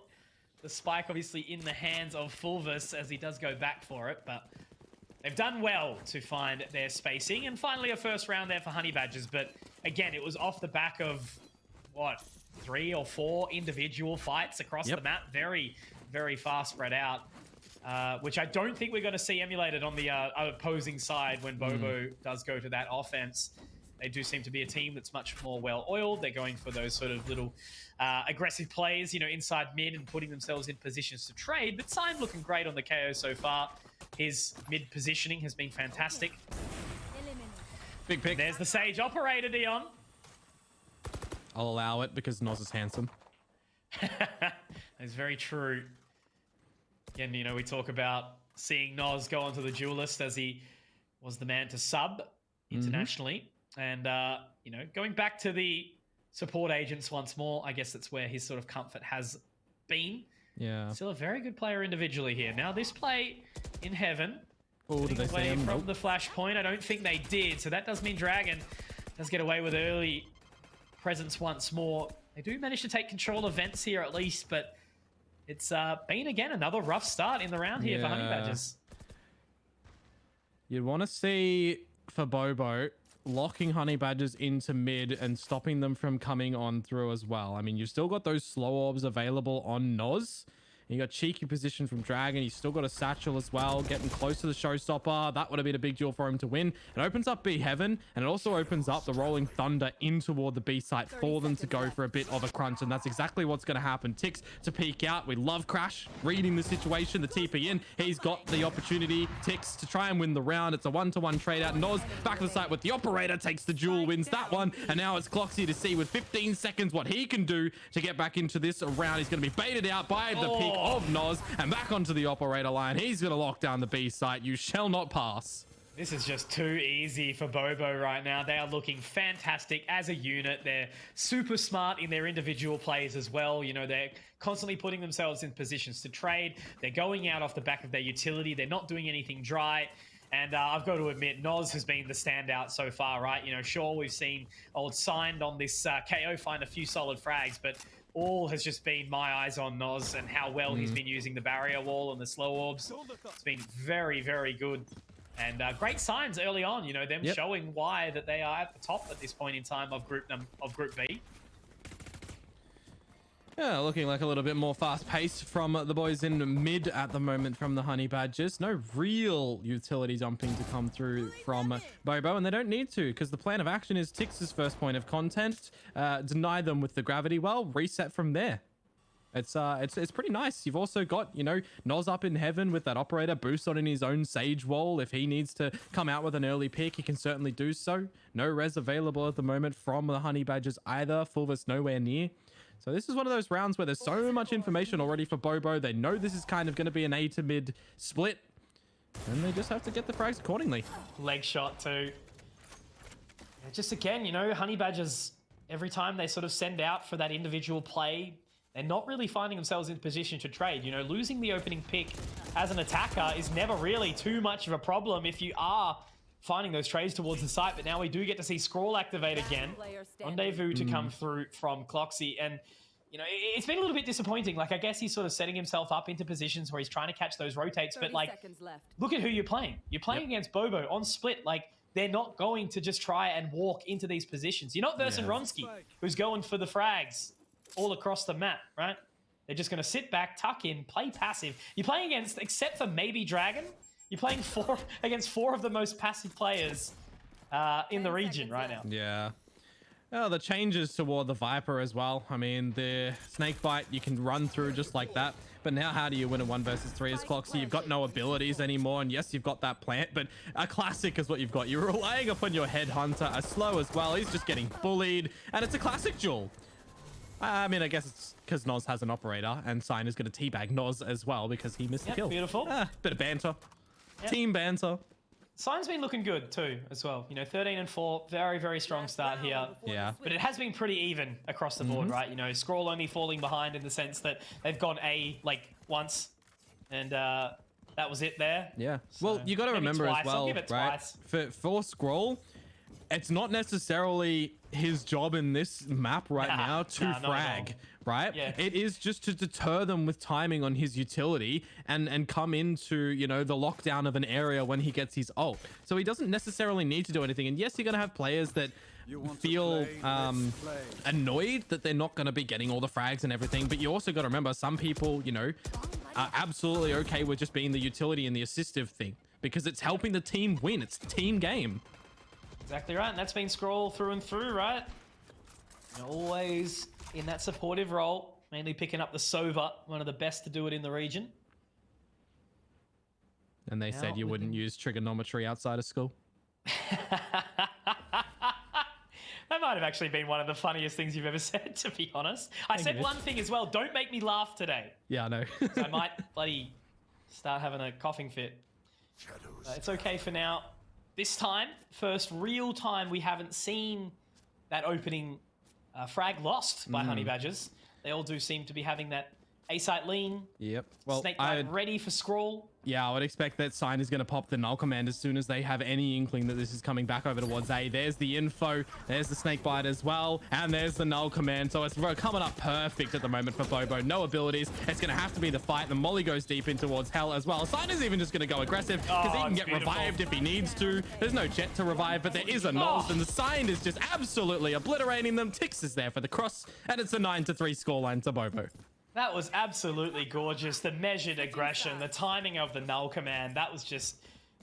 Bobo have impressed me very much so far. You know, again, it's a bit of a skill difference, as we can see, between these two teams right now and where they weigh up. Still very early days, but even just a round as simple as that, you know, they had so much utility available in their ultimates and things along that nature, but, like... It was an immediate freeze. The second they got that information that the entirety of Honey Badgers were leaning towards A, they just dropped absolutely everything, moved in as they needed, perfect utility to find their opening picks as well back, and Sign was, yeah, perfect in that positioning as well. Tix was ready with his stars as well. So it's great. I think, you know, if we see the pistol go the way of Bobo, we can start already closing out the first map potentially. Now I want to know what's Bobo's hashtag. What are they? Bobo supremacy, You know, what are we? Hey, what are right we rolling now I'm with? believing in Bobo's 'Cause we got, supremacy. I'll tell you that much. Order was order up. Now it's make magic. You know, we need all our teams to have something that we can spam. I was almost going to get a little bell to put on my desk back in that point in time to order up. Ding ding. But look at the space already that Bobo have managed to recover, right? You know, straight into vents, still keeping an eye on that flank from Scroll, and now moving in towards Heaven. So wall down, obviously. They're going to wait for it. They're not going to try and press the story too far. So this is just something I want to point out as well. The flexibility you have in this roster at the moment with the Astra Stars and the Viper Wall is, you know, similar to what we saw in Bind earlier on as we've got these frays coming up to B site. The Viper util isn't going to be really used because the wall's over at A, but you've got the stars, you've got the smoke as well, that poison cloud. No, that's actually at A, never mind. You got the stars that you can just utilize here, but the frags are coming through at the moment from them, and those stars do lock out Honey Badgers. Still a winnable spot here, at least, I will say, for Honey Badgers, right? It's a 3 versus 4. Minimal utility to kind of find their way back in with. There is still some Headhunter shots available. Now he does start to move in with those, but the spacing is great inside mid here from Dragon. He does get punished, but Noz does find the trade on the site. Sign looking to create some further space as well. There's Coxie. He has been hitting the shots, unfortunately. There's not that many in the chamber for the agent himself. Sign, though, another solid round, this time with the Ghost. And that is Bobo finding the pistol with no real pushback from Honey Badgers at all. So it's going to be one of these things where if there were more rounds potentially in Lou, right? And if there is a little bit more later on, we'll start to see Honey Badgers get pushed and pulled by the utility that Scroll is going to be able to throw down, coupled with ticks as well. It's really, you know, maximizing the ability and the timing on a Viper Astra combo. And I really want to see what Bobo actually are going to reveal to us in this map here in Split as well with that said utility. For right now, though, it is all 5 coming in towards the A side. It's the Nova Pulse over towards Hell. The Boombot's not even destroyed, but they overlook him. It's a team stun for crying out loud. And Bobo are still just walking in toward the A site, or flying in toward it as it would come out. And although it is an eco, Mitch, they're not really dropping anything. One frag, Yeah, nah, it's fine. Don't stress on it. Screens will be where Milky falls. And only 2 more rounds needed. If they find the bonus, it's basically door closed. And yeah, you know, just crazy to sort of think about that this, at the end of the day, was actually the pick of Honey Badgers. So, big kind of statement coming through from Bobo, nice and early. Yeah. Can I get a drop? It sort of took me back for a second, you know, when I was thinking about it. It's like, okay, you know, they started on the attacker's side, so definitely not their choice. I'm just kind of thinking for Honey Badgers, what would have been their, quote, most played, stronger pick? I think it's a Scent for them, from memory, doing me old research. But, oh, well, Suave we'll see. already. Yeah, what they can do. Quick up towards the mail room, and for Suave, he's looking to just wrap them up in an envelope and send them in the mail. Really fine ticks, though. Not quite. They will ultimately find that trade out. Jelly D does peek from the vents, but taken back accordingly. Now the fragment to isolate the space, but 2 members down on this B position. They've actually pulled away, and Scroll might be able to make that call. They can actually drop into the vents here, Dion, if they want. Oh, it's risky though, isn't it? All the time in the world, yeah, they do. Trademark still up. There is that chamber utility, correct, available, but plenty of time left in the pocket for Bobo. Yeah, don't underestimate the importance of silence at the moment. Just slow it down in the server. You can see that the rotation's starting to come through from Fulvus to the screens as well. That Viper utility is going to allow a little bit of dissection in toward the site. There's that last star from Tix. Fulvus has done well to buy the timing in toward the back of the site, but yep, 0 point gets him. 1, maybe a second. No, 2 versus 2 for the plant. And that's a Phantom down on site that can be recovered. All of a sudden, it does go back again to a position where Bobo might be able to walk away with this one. The paranoia is good to at least push Sign into an awkward line. Ooh. Great shot from Cloxy, and they will be able to walk away with it. So, as tight as ever, Honey Badgers do finally get to find their way back onto the board. 4th round now secured. The defusal will come through. So, 1 more ultimate point towards that tour de force for Cloxy. And yeah, Team Ace. Not a bad result here. It's always one of those annoying things when you get a dink with that Phantom and then you die to the other Vandal, or you die to their Phantom, which is even more annoying, or some other weapon. But I mean, hey, regardless, it was the bonus rounds to come out in the end there, and there was some damage certainly delivered from Bobo. So now they have their more favored weaponry in their hands. Starting to get a little bit close to a couple of their ults as well for everyone in the server. So one of these crucial rounds again that we need to kind of see Honey Badgers pick up. Otherwise, this map will potentially look to come to a close. And it's just going to be a bit of a spread start to the round for Bobo. Some of this mid play is not going to hit anyone. And when I say it, I mean the blades come out from Sign. But already again, Mitch, just look at this aggression. Dragon and Sign to lead the charge up through the ropes. The Boombot goes their way that they're able to destroy at least. And Jelly D, he's forced to dump all of his util. I don't even think the paint shell's made its way down into the vents at that point in time, forcing all that utility back and really just kind of making them question themselves. Now Milky has to go hunting, and I think Noz is going to be ready for this one as well.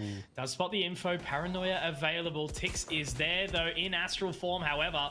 So Suave and Milky do fall away from that garage aggression, but it is going to be that split, Dion. It's going to be a very, very awkward one here. Dragon does get spotted, but trades are accordingly.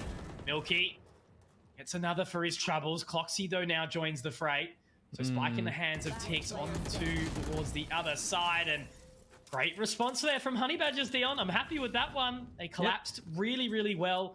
Their aggression was measured, and that's a 5th round here. So all of a sudden, we can actually start to potentially look at a bit of a longer game, which is what we do need to see here. If it was a one-sided stomp on split, you'd already start to call that 2-0 very early days. And because that's actually what I was going to say. We didn't get too much time for a conversation about predictions in this series. No, we didn't. What would you have gone?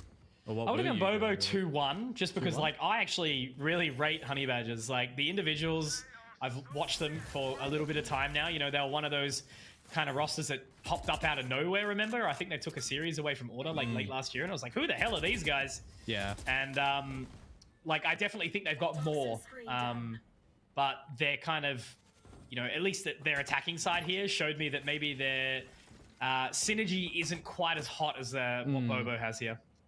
So I'm going to cheat here because I'm going to give 2 answers and no one can hold me accountable for this. Without seeing the veto, 2-1 to Bobo. With seeing the veto, 2-0 to Bobo. Yeah, fair. I'm happy with that.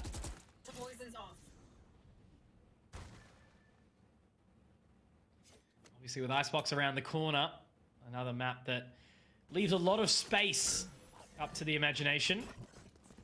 But here's that offense. Utility out, flash drive in. And Fulvus, he's going to go for a half farm as he does manage to pick up 2 here. Jelly D is going to be the man on the positioning though. Will they start to watch towards the flank yet? That will be the question. No. But he has been able to create a whole lot of space here. Will they be looking for him? They will, but Milky Spike down A. on the flank already, trying to get back into the action. Noz goes for the 1-on-3 here. Already finding 1. And I thought the showstopper might have actually gone a little bit too far, but it didn't. 3 for Jelly D. And Milky the last alive in the round. Good and valiant effort from Noz. Well, I mean, hey, you're taking that with 4 kills, right? You're taking weapons out of the hands of Honey Badgers. You're making them sweat. You're making them fight for these rounds. Yeah, they had a little bit of extra cash to splash, but I mean, you look at the next round. If it goes Bobo's way, we can't be sort of saying the same story. So, no, I guess no sniper for Cloxy as well. No 2 to force. That's reset to 0. It might be a little bit stretched for Honey Badgers. So this is one of those rounds again where they really just need to be really careful. They need to be gathering it and holding on to everything that they can. And on the flip side, Mitch, there is now 5 ultimates on Bobo and a first pick. And it's Scrawl of all people going early towards that A position to open the door on the round. Not much rotation though. That's buying over towards the A site. You do see that it is only Cloxy currently meandering over there. It's going to be a pop with the flash out and the rocket and the null command. Okay, this is everything. Does actually manage to drop it though, Milky. Yeah, exactly right. An immediate shot onto Signs. They do get the resurrection off though. Good use of that null command. Now the fragment onto the other side of the Cosmic Divide.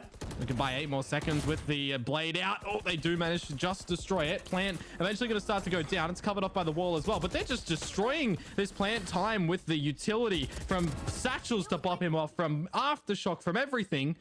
Now it's within 1 frag. Now it's it's the other way. It's 2 versus 4. Jelly D out with the swing. He's taken down, and Cloxy So far away again. Everything was over at the B side. He's waiting for a flank. I feel like Cloxy has been on an island the entirety of this map so far. Poor guy has been able to, you know, have some impact in a couple of these rounds, but you know, it's definitely been the other members of the team to kind of put in the work so far. Sign watching that line up towards heaven. A good shot as a response, but now he has so many extra spaces to clear. It might even just be on for a save, Dion, I think. You'd have to, Too much room to move. No money. Yeah.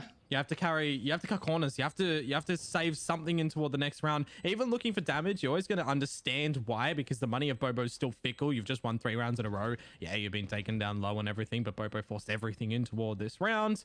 So we always, again, understand that. However, he's getting really aggressive. If he drops this gun, they're definitely going to be a bit weaker into the next round. The Dink will send him packing. So we'll see what sort of purchase this is going to look like for Honey Badgers. It's not going to be the greatest, but it's still going to be okay. Jelly D retained a bit of money, so he's going to be able to get up his Phantom. But for the rest of them, again, you know, it is that cutting corners. It is taking the cheap way around this round.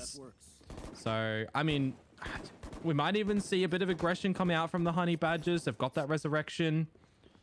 If they play too passive, they might just get outgunned.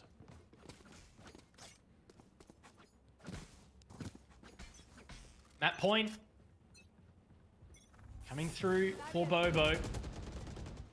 Early aggression. Obviously weaker on the weaponry systems. Good opening damage there. Onto Dragon, but obviously the heal to come back through. And again, it's just that trade-off of utility. From the shadows will be destroyed. Milky has to try and get his way out. Now they're actually looking to re-aggress in towards mid. Flash Drive will give them that space. So already, you know, it's very much Honey Badger rather on the back foot. Because we do have Cloxy in heaven. We do have Milky under just waiting. But like, again, it's going to be a 2-on-5 defense here as the Paranoia goes out and allows Cloxy the open up. Big Paranoia, no res available as well from that location, so they got to push Cloxy out of here. He can't quite rendezvous at the moment, but the shots, they don't meet for him. And now with Tix getting that one, it's in toward the B side. Everybody starts to funnel in for Bobo. Tix even low, manages to find Fulvus, and things are coming up real nice to close out this map right now for the side of Bobo. Even the Viper's Pit is able to be destroyed. Dragon cuts off the rotation. And now for Jelly D, what are you going to be able to deliver us in this one? A 1 versus 4. You've been spotted, paint shells are out, and you've just been tapped by Dragon. Mid-air shot, raised diff in that one. And as you can see that Bobo don't even look too phased, right? That was just another day in the office for them.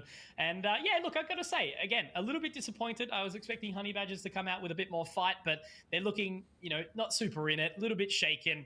And ultimately, they just didn't have the team dynamic there, it seemed. You know, it looked very, very clear that they were kind of hesitant to move it as a unit. Maybe the calls kind of weren't in the right light, but ultimately that was just Bobo's through and through. Few opportunities where we did see some big individual moments come out. You know, I think Milky had a couple of rounds, Jelly D had a couple of rounds, and you know, Jelly D is always an exciting prospect to be watching, right? Yeah. But I don't think the round sort of told too much of a tale there. It was all Bobo's the whole way through. And now on the back corner, we actually do have Icebox as the pick of Bobo coming up next. Yeah, it kind of does bode well with the performance that we've seen in that one so far for them to be able to take this 2-0. Never going to count out Honey Badgers. However, that might be able to give them a good old kick to get back in toward this one. Again, you know, you learn a lot from a loss. There's a lot that they can go back to the drawing board with in this one. And again, you know, I'll be courteous enough that this is, quote, you know, the last day of the group stage. You're still going in toward the next bit of the tournament as well. There's a lot of prac you can get on the back of this game. And it gives you an opening into how split, what your weaknesses are on split and what worked. Yeah, exactly right. Well, with that could, you know, that round one or that map won by Bobo, it could very well be the final map coming up of our group stages so far. With playoffs just around the corner, guys, go replenish the drink, come back and sit in front of the screen, and we'll be gracing you back shortly in a few.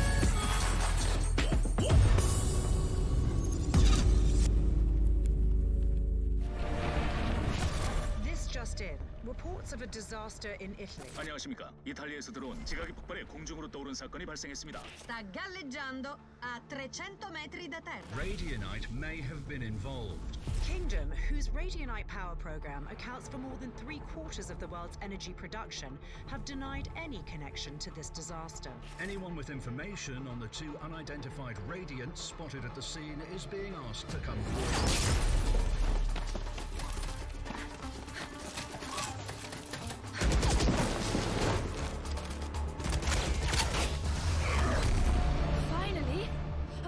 You showed up? We're picking up gunfire. Did you locate the spike? That would be a yes?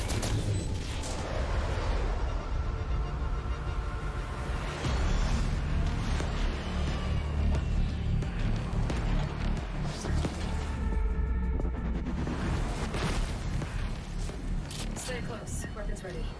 I was born ready.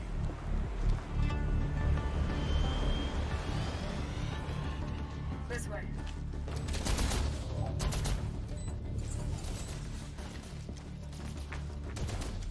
Hey, take a look. It's stealing Radianite from the environment. How do we stop it? I'm on it. You'll need a Radicore to power the heat signal.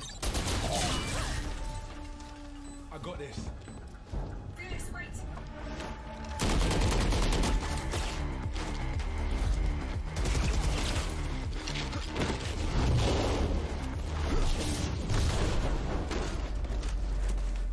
Hands up, come on.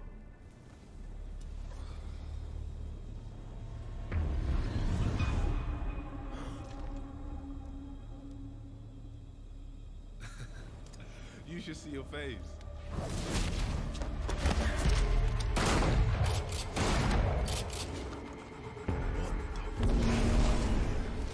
Come on. Did you find a power source? Here. Let's go, let's go. But Dad, not enough power. It needs to be superheated. Give that here.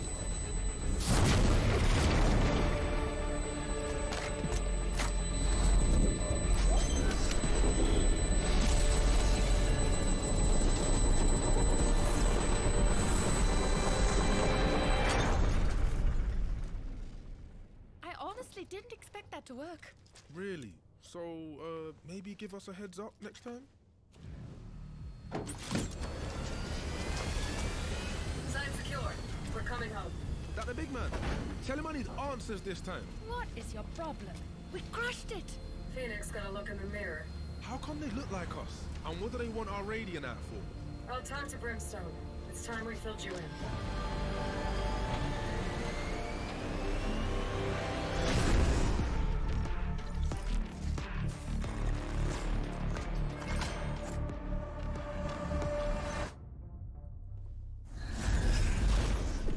Yo, we got problems.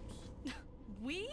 You're the one that screwed up. You serious? You had it easy, Jet. You know they're bringing whole teams now, right? And so will we.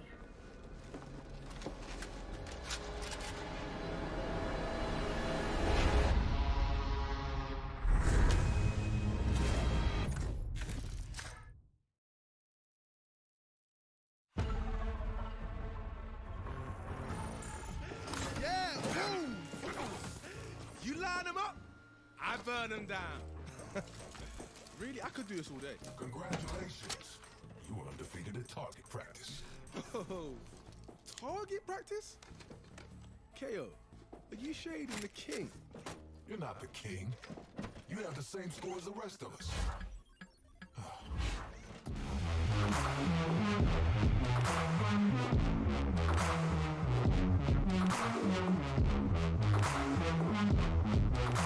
And Conk Okamoto back on your screen for what could be the finale of the day of the group stages in total. Bobo have, I'm going to say decimated because I feel like 6 rounds still kind of didn't really tell the tale. They got the opening 2 from the pistol there on split in the Honey Badgers, but ever since then it was, basically just Bobo's reign the entire time. We saw a few bright moments, but overall that was really it. And now down with Icebox around the corner being Bobo's map selection, lots more space there. What are you sort of thinking as we lead into it? Well, I'm again, I'll make reference to what I said a little bit earlier. Seeing the veto, it just does shift in towards Bobo a little bit more. And I think map number 1 there in split strengthens it even more. So yes, both teams have reps when it comes towards Icebox. But again, it just always looks a little bit more favorable over toward the side of Bobo. And they're looking hot at the moment. We even saw, I'm making mention of Scroll time and time again there. Yeah, he had less of the kill department. But again, just the shuffling he was able to just force Honey Badgers in towards with the back of his utility. It was looking really, really good on that mark. So coming over in towards this, we're of course going to see a little bit of a shift coming in for the agent selections. It's great to see that Scroll is going to be back on toward that Sova. We know that that's where he absolutely shines. But for Dragon, he's going to be moving away from the duelist role on this map and moving in towards that chamber. So again, a sort of similar streak, but same but different. It starts to make way more sense. Icebox, obviously a map that famously has many a rotation, many a flank to be cut off. So the trademark does well to do that. And obviously having the secondary AWP as well in the Tour de Force. So it definitely sort of gives a bit more space, I think, and leaning away from the Jet. Obviously now with the Jet being nerfed into the next patch, I think we're going to be seeing a lot more chamber much more regularly. And now as we dive into Icebox, again, one of those maps that for me early on, it was kind of one that not many people really wanted to see, wanted to play, but it has been adopted so well. I like it too, which is a very strange thing for me to be feeling now after so many years of playing COD. We're back with a good one, and ultimately, will Bobo continue their reign, or will Honey Badgers have a bit more space to work with into this one? Well, something that I do want to point out, just as we've got the cinematics happening at the moment. Yes, your eyes did not deceive you. Bobo are running a duelist comp coming in toward this map here on Icebox, which duelist free. Duelist free, sorry. Yeah, a duelist comp, imagine that. No, a duelist free comp, thank you very much. Which they have run in the past as well.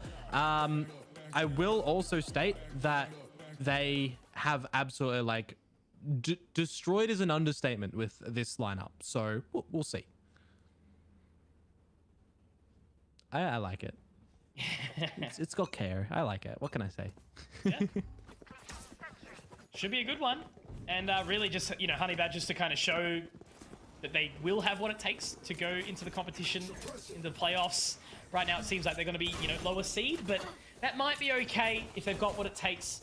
Already straight onto the side here. Suave does manage to open up with one with the shock bolt. However, Fulvis gets a second 2. Plant is down as Scroll's also going to be felled by Fulvis. Does well to at least find one back, but yeah, look, decimation on the A side here for the Honey Badgers, and ultimately they walk away with the defusal in the rounds. Great start here on Icebox. I was saying it the other day as well in one of my streams. The amount of times you just see an attacker-sided team try to run in toward the A site and bully their way in, the fights just look so awkward. A little bit of utility goes a long way for the defensive-sided team, and we just do see that as well come in from the Honey Badgers, right? The shock darts just softened all of the Bobo boys up, and then the classics kind of just take them out at the end there. They miss their own couple of shots, and it works really well for the Honey Badgers. So getting up in that one, gets their first pistol run on the board. And with a plant for Bobo, no immediate force. I like this. It opens up a little bit of a possibility in toward this round with the upgraded pistols, but still enough in the coffer that you've got your proper guns in toward the next round on that quote bonus.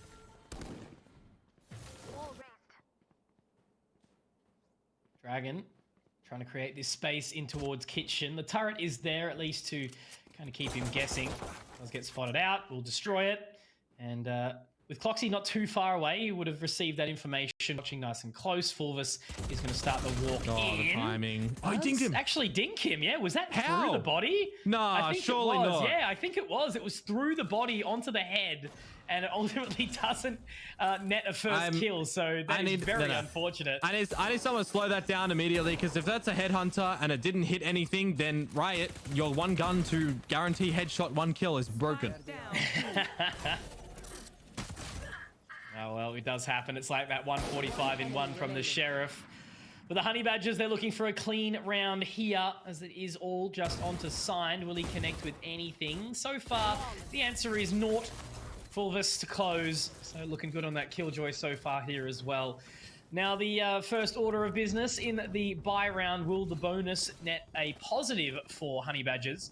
Or will we see Bobo get their first round on the board? Ultimately, Scroll did invest a little bit more, so he's going to be down on the light shield, it will appear. But at least a solid start here from the Honey Badgers and, you know, some opportunity to kind of get some more done into this next round. Gonna see Cloxy with the Marshall over at that B side as well for the potential first pick challenge. No, he's actually going to be repositioning over towards orange. So early util for Bobo towards B. See what they're going to be able to spot out with the Owl Drone and the Dart going a little bit deeper to clear out all of yellow. And yeah, a bit of immediate util dumping from the side of Honey Badgers as well. No immediate shifting. Still just that 3-2 split. You've got the Sova watching mid there, but this is going to be the first challenge. And there it is. Cloxy with that Marshall. Takes out Scroll and Noz. That's a stellar shot. Looking for his third potentially. But Dragon's going to fall. The amount of nasty Marshall clips that I've casted on this very map, Dion. Well, Dragon's crazy. Yeah, exactly right. Does narrowly miss that shot onto the top of Dragon, who does pick up a second here as well for his troubles, but still that 3-on-2 advantage here. Bobo trying to equalize, does spot out Milky. Tix, though, punished by Fulvis. 1-on-3. And signed has to go nuclear here. 1 versus 3 in your bonus round as well. Just trying to kind of, I feel, bully their way over towards B, right? Because they peak before the Viper's wall was really able to be utilized. So kind of unfortunate in the timing for Bobo. 30 seconds left. You just got to wait for your teammates' util to maximize with it. As that wall does break, still going to have Suave holding that line, just safeguarding the information. Sign's been spotted, and I mean, even with that Killjoy util, there's just no way Signs can get in toward this one. You just want to try and shift your narrative to holding on towards this gun, seeing that you can use it in the next round, and he's baited out by the alarm bot as well. So a brilliant round for the Honey Badgers, taking away the bonus. Stuff. Clean and concise. And a good reward. You know, starting themselves nice and strong on this defensive side rather. You know, needing to take advantage of it. Unfortunately, they were unable to on the previous map of their selection of Split. But, you know, still early days to kind of talk too much here. We do see a gentle investment coming in now from this side of Bobo. You know, shield accordingly. Looks like Dragon will be picking up the Headhunter charges as well. Now with the drone going out long, looks like they are trying to create that extra space. And moving relatively quickly in towards B down.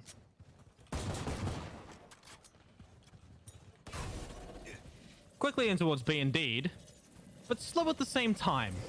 Bit of util, getting in front of it, looking for a fight. Fulvis getting caught off guard by the util, and this is one of those OCE special rounds that just go absolute haywire unless Suave has something to say. The answer is nay.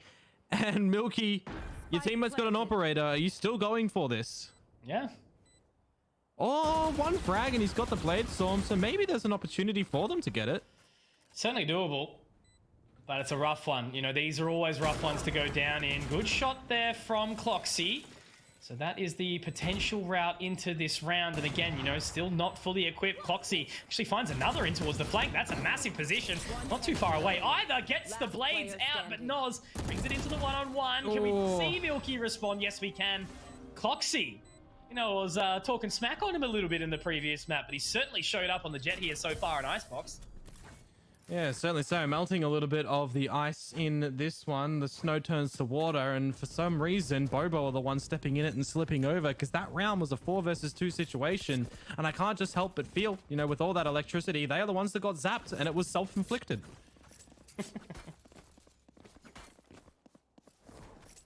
Sorry, I need to stop making you laugh, don't I? If you want to hear me fall over with the coughs, maybe. But that's okay. I'm getting through it, all right? Getting through it, almost there. And good timing, I guess, with playoffs coming up. Does he hit it? Yes, he does destroy the trademark that's on the floor, but that is so geeky, and I love it. No trademark there. Still very cool. the lineups that we do see, but it is going to be the activation of the null command and Dragon to find that first entry there onto Milky. Site found, space created. Tag up though again from Cloxy. Now Dragon looking to jump up nice and high. Noz spotted. Will Dragon be able to find the shot though? Still suppressed here. It's a little awkward. Great shot from Fulvis. Now looking to send the Owl drone out. We do have the lockdown activated. It's going to be a tough 4-on-4 on the response though still. Problem is Scroll only has one shock dart and he can't use that to destroy the lockdown because he used one a little bit earlier on with the lineup that he does know. So he's just going to have to try and use that for the spike denial of that defuse. He's going to use it a bit early. The Cloxy blind is brilliant and he misses his operator shot. He's lost his teammates now as well. A good one out from Fulvis. That's going to send Cloxy to the stars and he's going to have to save. Yeah, very nice. Good trade out there. And well responded. So it was that sort of quick pickup pace over towards the A site secured. And Tick's trying to send some fake utility out there. Yeah. Could you imagine if you throw your gun like that and Tix is, Cloxy's on the line and he shoots it? Imagine if you could shoot guns in this game, right? And, and shot them away. That'd be hilarious. Yep.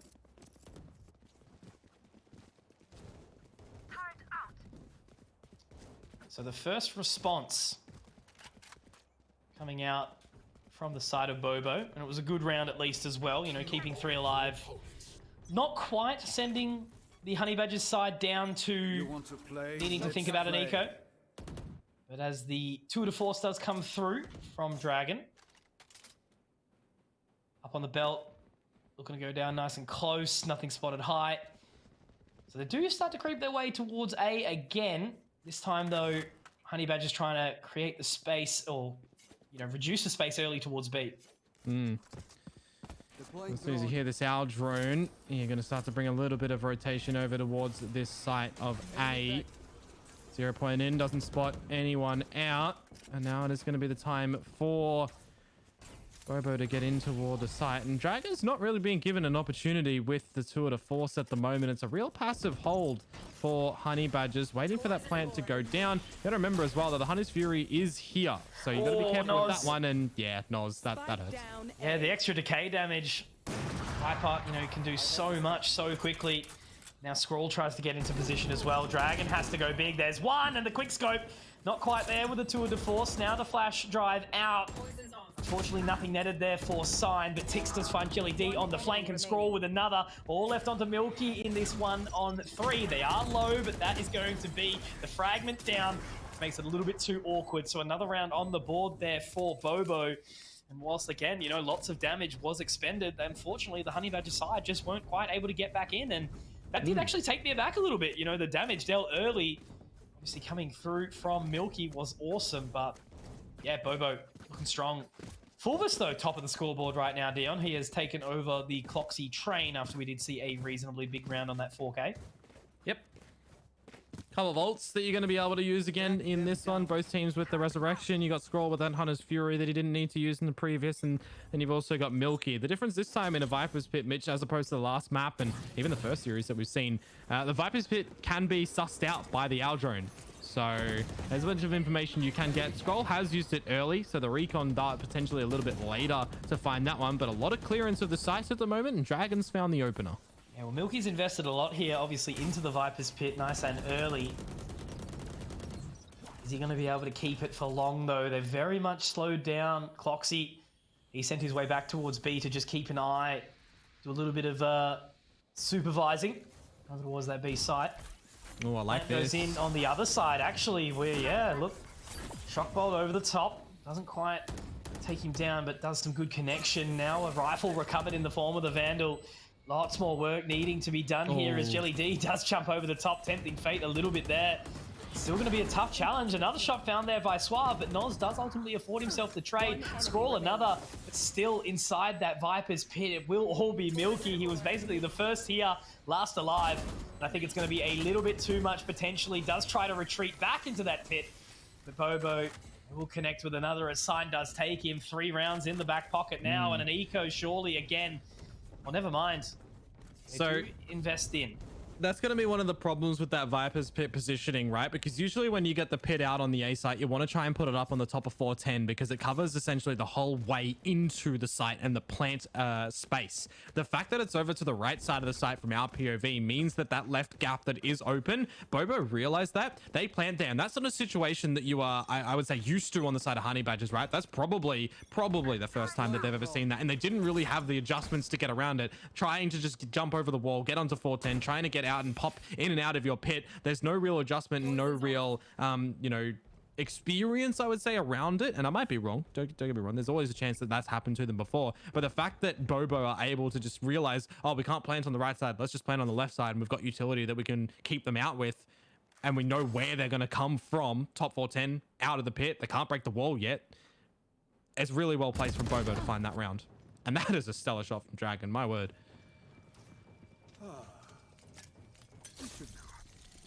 The entry that they need.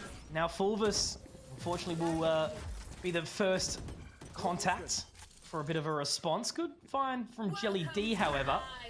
Has managed to pick up the shot onto Sign, so it does move back into a 4-on-4 nice and quickly here. Milky, a couple of bullets out, but Jelly D does punish, or get punished rather, as Fulvus also meets the same fate. Now it's unfortunately again just on Honey Badgers in this 2-on-4 sort of re-aggression. Suave does manage to at least collect one onto Dragon, but now they just don't need to peek here, the side of Bobo. Yep, that's side the thing. That Viper's pit again. Yeah, it's just going to be a walk away, and I think a round connected again for Bobo, tying it up with a 4-on-4. Yeah, Noz was really tempting fate though with those peaks, wasn't he? Giving Milky a copious amount of chances, however, just couldn't quite hit the shots. 3-2, surviving in toward the next round, and well, now it's only one, so that kind of shifts the save, or rather the repurchase ability from Honey Badgers in the next round to having 2 weapons. Yeah, we can probably go into it, you know, we've got a couple of ults here, Jelly D, we've got Suave, maybe he finds an opener, Fulvus away from the lockdown for one, but now you've only got one gun, it probably is, yeah. We got to save now, which is a bit rough, right? Because we saw them start off really well on the back of that pistol, winning out the bonus, but it's just gone a bit flat now.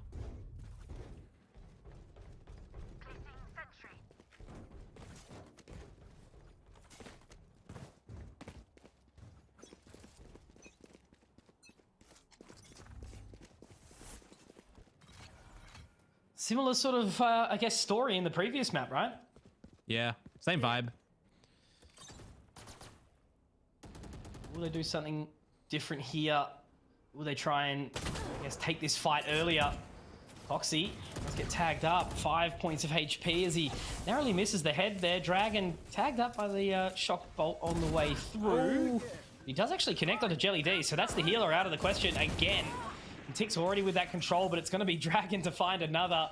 He has been looking absolutely clean with it here and already starting to walk out and try to get away here.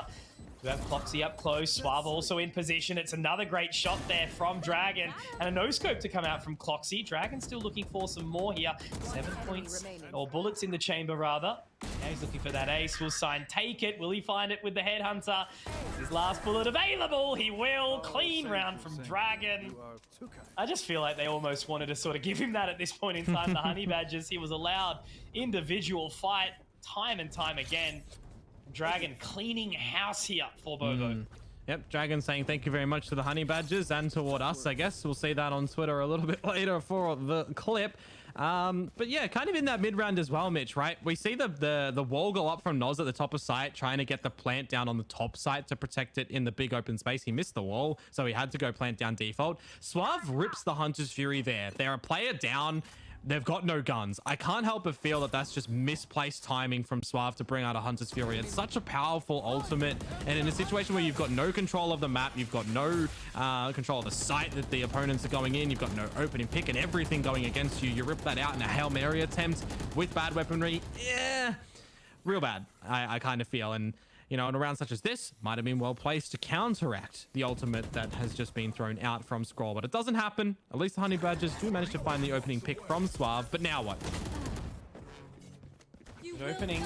Scroll finds one, Rez out onto Dragon as well, and Tix and Noz, they just continue to do it. It is just looking too easy. If it ain't broke, don't fix it. Keep going A, keep going A. And that's the way that Bobo have done it. 6 rounds now secured. They were consecutive at that. There's been no entry in at all from the Honey Badgers, and you know, this is why Bobo looks just super strong. Like, yep, we haven't seen a change in pace from Honey Badgers at all. You know, we haven't seen that aggressive control, or you know, at least try to sort of, you know, force maybe a mid-fight or something along those lines. It's just been the same story. It's always one of those things on a map such as this, isn't it? Where it's like if teams keep going A on the one round, you're going to put your forces over towards A, like all of them. They probably end up going B. So unfortunately, we know that they're not doing that exactly, that we're still going in toward the A site. Cloxy's going to be bringing out the Blade Storm here with a little bit of his teammates having a purchase up, light shields and marshal sheriffs and such. But again, you know, it's all this utility, it's all this denial from Bobo to the A site that keeps the defensive team over there, and you got the rotation from Fulvus from the B site more over towards the kitchen, and now it's just Bobo going towards the B site. Scroll is gonna be dodged out by the Owl drone, so there's timing here for him to kind of find a bit of a late flank. Plan will come down, and it's gonna be a retake. Spike planted. So that B site connection, as you mentioned, Scroll might be able to create a whole lot of space here on this lurk. Dragon, though, again, the man to continue to do it, but it's Cloxy, and you got to be scared of this Cloxy guy on the occasion. Blades don't quite connect, though. A little unfortunate there in that position. At least Suave able to find the frag, but now it will be a weapon recovered as Scroll on the flank. Noz looking to clear out with a little bit more, but it now is a 1 versus 3. Cloxy picked up a third in the round here, but does get taken down, and now on the back of this lockdown, Noz has to play so much space, and he does manage to find his way into position, but Suave should be able to find it and hold it, and it will be enough. So there we go, a sign of life for the Honey Badgers, as they will collect with the 5th here. I can't help but feel for Bobo in that round as well, right? But it's kind of well placed out from Honey Badgers. The fact that no one looked at Cloxy coming in from outside a kitchen as well, that they were so narrow focused on finding Milky over at the Snowman when there's a slow orb there. They sacrificed, putting in a KO flash as well, that flash drive. They were so pinpointed on finding him that they overlook Cloxy, and that's the thing that upsets them in the round, right? The distraction, the kills that come in from him, the kills from the rest of them. Fulvus gets his one that then can get down the lockdown, so it works out really well for the Honey Badgers. And it makes them look like a bit of a better half, right? 5 to 7, if this round does go Bobo's way, is so much better than an 8 to 4.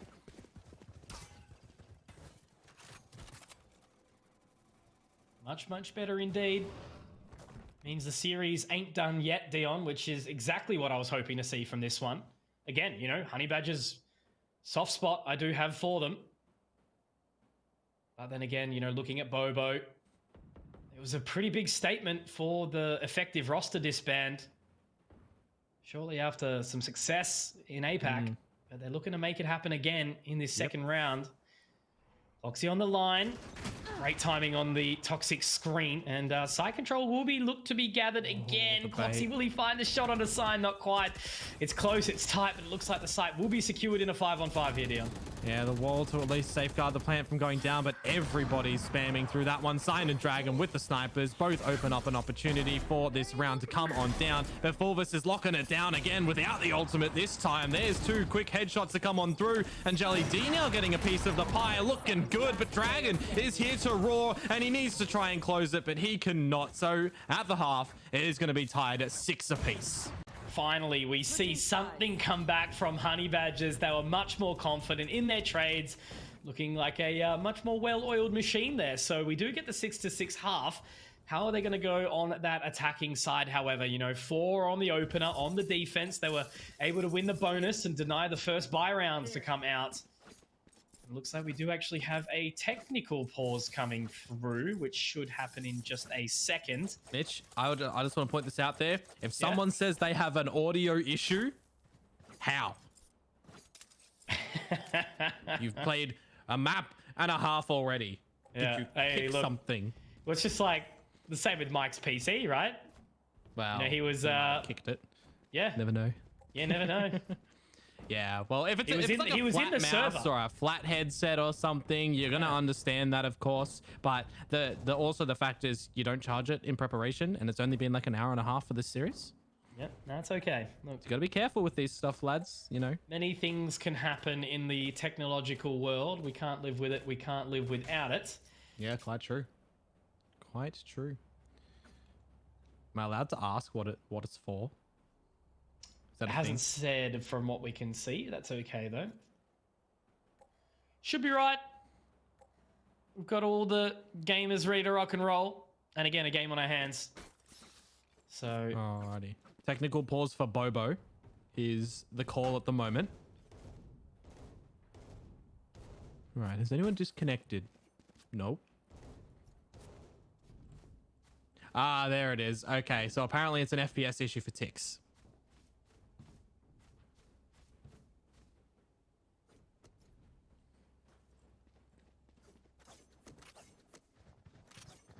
Just calling for an ETA. And it looks like the ready call will actually be made.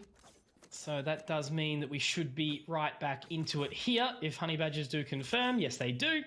So we will have the unpause to come on now. Business back in action. And yeah, just going to pretty much sit through and determine who's going to look good in this next half. Now, Icebox, whilst it still is a little bit defensive side, I guess you could say, definitely more space on the offense as well. Certainly not as, sided as your split or your bind. It's going to be that speed up. Yes. Straight towards A. We love to see it. Ah, yes, the A-sided pistol. Let us see who we can bully better. Yeah, it looks like Bobo are going to be the ones that are getting bullied first. A little bit of a push in through the maze side of things and a wall to block off the screens. Meanwhile, Mitch, we're opting for a little bit of a different game's deployment. You left the bomb spawn. He might need that one. Always important. Will be in the hands of Milky this time as Dragon is looking for the line. Will the head hunter find anything? No, not quite. Now has to reposition back towards this B site. But look at the space that we do see coming through from Jelly D. He's already found his way up pretty much towards this A site. And he actually might make the call for the rotation to come over, but Bobo looks like they haven't really set their sights on either, as there's that opener on the sign, but it does get traded by Scroll. Yeah, and Scroll still got that recon dart as well, so he's going to be able to bolt that in a little bit later on. However, doesn't like the running shoes are back on for Fulvis over towards the B site, and that is going to be heard at the moment from Tix. He doesn't have any of his own utility here to be able to capitalize on, so it's him and Dragon to see what they can get out with. A couple of shots from the Classic and a bouncing snake bite. Why has that happened in this game? Hello? Shots are still coming through, however, and it's Tix to lock it down with 3. Beautiful. Well done from Tix. 3K with the Ghost. And ultimately, yeah, a advantage taken. Bobo taking the lead for the first time in a couple up, as Honey Badgers obviously did manage to tie it back up at the half. So what are we going to see into the next? Obviously going to be that full eco, as we would assume, from the Honey Badgers. Just allow them to kind of run their way in wherever they want to go.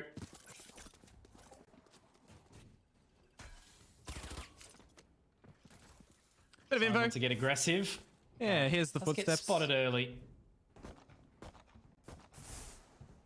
That's about it. Here's the orb. Could flash himself through this if he felt real ambitious. You could also see the wall be dropped. He's actually going to do the former. Should be finding Cloxy here. Easy as you like that one. One and done. Yep. Spending the utility to get his way through. Still giving that respect even in the eco rounds. It's always nice to see. Milky, did he think he made it through? No, not quite. Scroll did get the spot on the Owl drone. So it should just be that slow sort of A-site hit. Sign pretty keen to try and find some more, but has to get the fragment out to give him some extra space. Nobody home, of course, though. Does look like Fulvis is going to join the fray as they do try to hit this A-site slowly. Sign getting punished, though, as a result of it. May very well go down, but in the end, no, he lines them up and he'll get the 4K. Eco charge, nicely done. Around secured by Bobo. And 5 alive is a good result to be found as they switch into the bonus. That was actually a cheeky molly to go through from Signed as well. It's one of those mollies in the game where because it pulses, you can sit in it at the edge of it because it's got more of the damage in the middle while spreading out. And because it's your own, it doesn't do a lot of damage. So he just goes for a little bit of a cheeky peek in the last bit of it and does see no one home. But the most important thing is because he was overwhelmed by the pistols, falls back, drops the molly. It's the little things. It's the little things you like to see. But bonus round coming on through. Last time it was one from the Honey Badgers. Now Bobo found the pistol and the second round. Now they're going to try and get the bonus of their own. The heal straight on towards Dragon after finding onto Coxie rather, after finding the opening pick onto Dragon. And it's going to cause Bobo to go looking. Cheeky peek in through mid from Scroll. Bobo do know that things are still happening around B.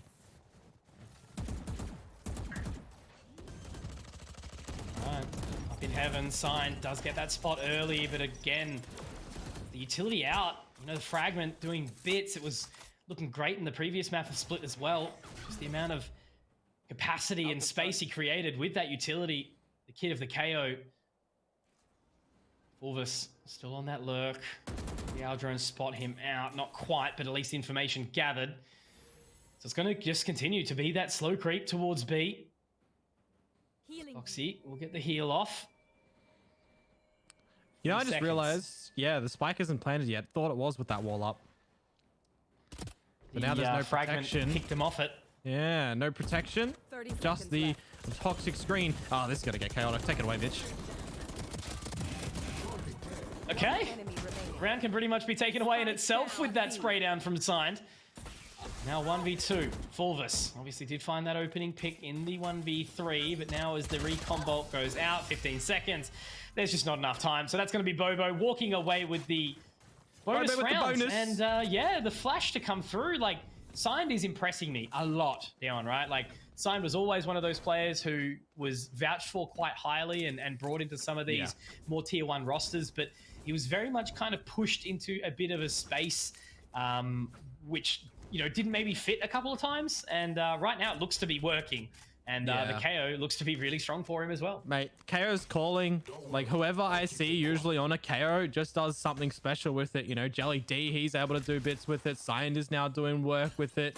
I'm pretty sure one of the Order boys picked it up once upon a time as well. Maybe it was Disco or something like that. Regardless, whoever picks it up, I feel like just has numbers come through. Signs open up on Suave in this round, has the null command available. A pop flash through the smoke as well to spot things out. And yes, it looks a little bit awkward with the spray in the beginning, but with 3 bullets, he will fall. Gets the cheeky heal as well. And it feels like it's back to the drawing board for the HB boys here. Yeah, and again, Signed, you know, just getting confident going forward. Finding more frags, finding more damage. You know, sitting on top of that scoreboard, 17-10. Also had a big map in the previous as well. And that barrier wall still has a little bit of extra time on it. So it does appear that the Honey Badger side is still going to be slow and cautious. Fulvis gets the info, but he also gets marked at the exact same time as Milky looks to creep on up. Just so many members already here. Signed. Will he find the timing? No, he will not. Milky does get the punish, and now at least there's a bit more space into this round for Honey Badgers. Oh, Noz is going to tuck away as well. This might be big for him to get a couple more kills, get closer toward that resurrection with Sign of Honey Badgers to funnel in, try and get a plant down. 20 seconds to go. See if they're going to be able to do so. They look to double clear Noz, but he's held at bay by Scrolls, helping hands. And that's going to be double digits achieved for Bobo. 10 rounds down. How quickly this sort of, you know, flipped around. Honey Badgers started strong, lost their marbles a little bit as Bobo was running all over them. But now that's certainly sort of re-engaged. A little bit of stability from Honey Badgers in the last 2 rounds of the previous half, but, you know, it was again on some big individual performances. Fulvis was stepping up, Cloxy was stepping up. But right now, it is just all Bobo. Is it funny that that's the blade I do with KO to clear, like, anything close? It's from the same spot. There's Dragon. Going for that aggression in towards mid, opening up onto one of the star players. Now as they do make their way towards B, it's a great flash drive. Again, you can just hear it.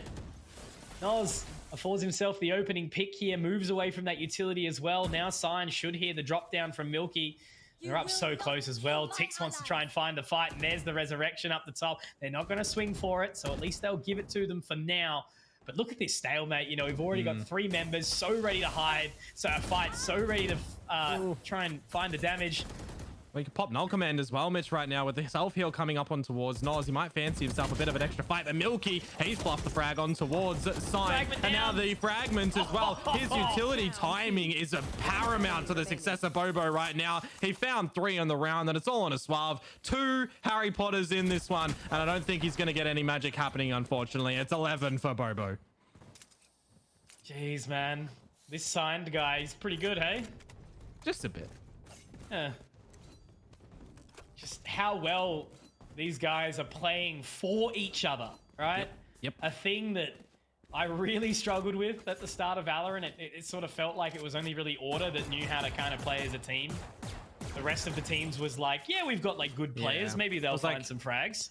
Order, and then EXO was kind of doing a bit here and there. Wildcard came along and they were doing something as well, but it was Order by far leading the charge time and time again. Just because they, like, you know, again, play that Counter-Strike experience that they had. And they know how to sort of play as a 5, where so many other teams really kind of didn't. But that is irrelevant now. Cloxy only with the 1 additional blade left. Needs to try and find that shot for the reset. Will peek up the top, does miss it. So now quite low on the HP. But they've already done well to kind of damage the defenses. Mitch, they've done better than well on this one, mate. Noz, yeah. This was an eco to come through. The Bladestorm and the Hunter's Fury collecting a bunch of kills. The utility just upsetting Bobo in this round. So these are the rounds that you kind of like wonder from Honey Badgers. Where were these a little bit earlier on? Where was this kind of aggression? What a shot from Noz. Holy, there's 2. No way you're going to be able to bring this one back. Scroll as well. The resurrection is close to this one. Scroll. He knows where Fulvis is. He's so low in HP. Don't lockdown. Oh, I was going to say, I thought he was going to lockdown, but he's bringing up the turret, the stick on out, and the shot as well. Imagine if the turret got the quick trade. Ladies and gentlemen, that was a 2 versus 5 round. The bring back from Scroll and Noz. Hey, you know what that is, Conky? Series point, baby. That's the one. Match point. Jesus, man. This guy's a crack. That was, yeah, that was incredible from Noz and Scroll right there. Scroll is 18-6. Like, back on the Sova. Looking hot to trot, and just how well they were able to find those shots. Like, you got to give it to Noz though. The opener there. Oh, that was a beautiful opening shot. 2 straight in, and you can really see that the difference in. Can I just say as well, like those sorts, the sort of rounds where your communication in like a 2 versus 5 needs to be pretty top notch, right? Yeah, yeah. Well, that and also in a 5v2 on the Honey Badgers side, right? You need to see it in the exact same light. They clearly weren't on the same page, and they were unable to find it. Now we see Tix going aggressive early on into the round. Scroll with the Hunter's Fury. And unfortunately, it looks like we may very well be seeing Honey Badgers limp through the group stages here, 0-3. Oh! There they're done. Last man standing in Fulvis, and this has just been ridiculously crisp for Bobo. I am excited to see what they have for us in the playoffs here, Dion. That was an immaculate, like, honestly, sitting back, you know, I was saying earlier, when I got back into this, you know, I spent obviously a lot of time watching the Bonkers guys, casted them all the way through that lower bracket into the grand final, and then to see them go over to APAC, take some scalps, come home looking hot, and then to disband and rebuild into this Bobo side, I was like, man, you know, maybe it's not the right choice, maybe it's not looking good, but that is probably one of the best looking team Valorant I've seen in my time casting this game. So I'm very, very happy to see that Bobo are looking strong. They had an awesome, awesome run there on Icebox, and yeah, sitting atop of the Group B, ready to take on Order in the playoffs, mate.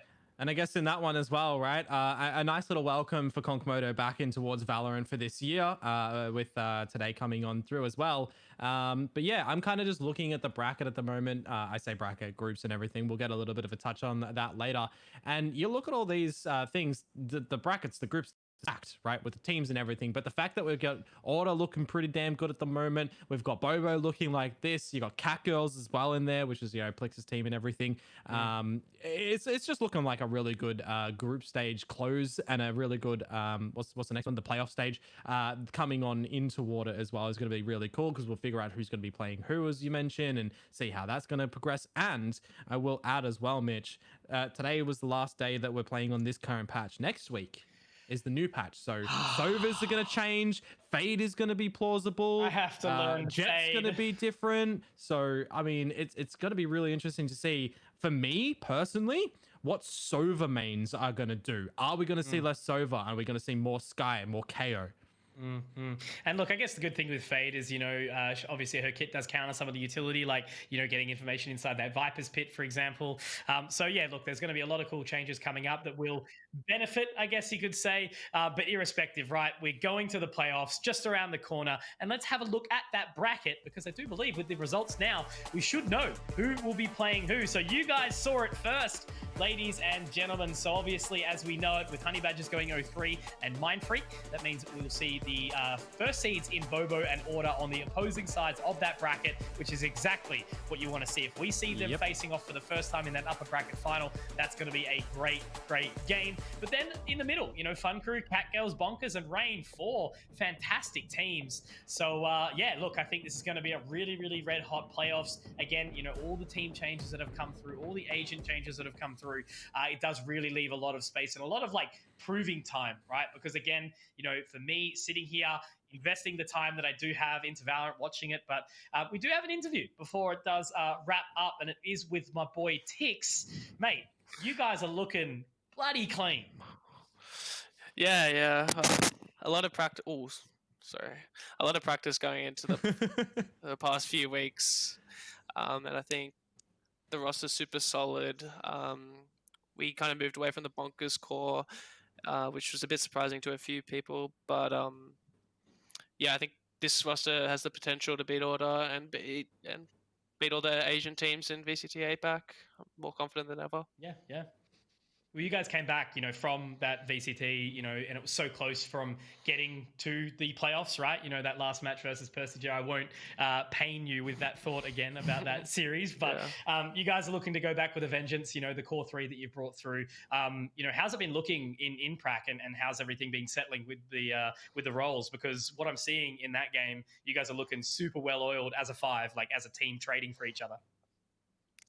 Yeah, I think something that's really helped us as a team is mainly the 3 guys that went to VCT APAC, right? Because the Asian teams are super aggressive, super in your face, and their utils usage is good, but it's more just their gunplay. So I think something that we kind of focus on as a team is just getting those trades down and the fundamental gameplay with just shooting them back. You can have the perfect util, but at the end of the day, if you're not shooting them back, you're not going to win the gunfight, and you're not going to win the rounds. And that's something that's really helped us go against these OCE teams, and has ultimately led us to go 3-0. So we're super excited for playoffs, super excited to verse Order, especially with the new roster. They're looking pretty strong, so we'll see how we go. So that kind of leads into, so there's kind of 3 things that I want to ask here, so I'll get through them as quick as possible. I know, questions in an interview, it's ridiculous. So we'll start off with number 1. We just saw the bracket, so you guys are going to be going up against Mind Freak. How do you feel about that matchup? There's a few things going on behind the scenes at the moment. I can't say we're too pressed on that game. They're obviously a strong roster. You can have Duddy popping off. You got White, veteran in the Valorant scene. So we are confident. We're confident in that matchup, but we can't go into it thinking it's an easy 2-0, right? Yeah. You have to, against any of these teams, you have to be focused, be there on the day. Yeah. All right, so number 2, who would you say is the most threat to you? Because we're starting to see, a bunch of these other teams starting to come up nicely. You got Cat Girls, Order, Bonkers, to name a few.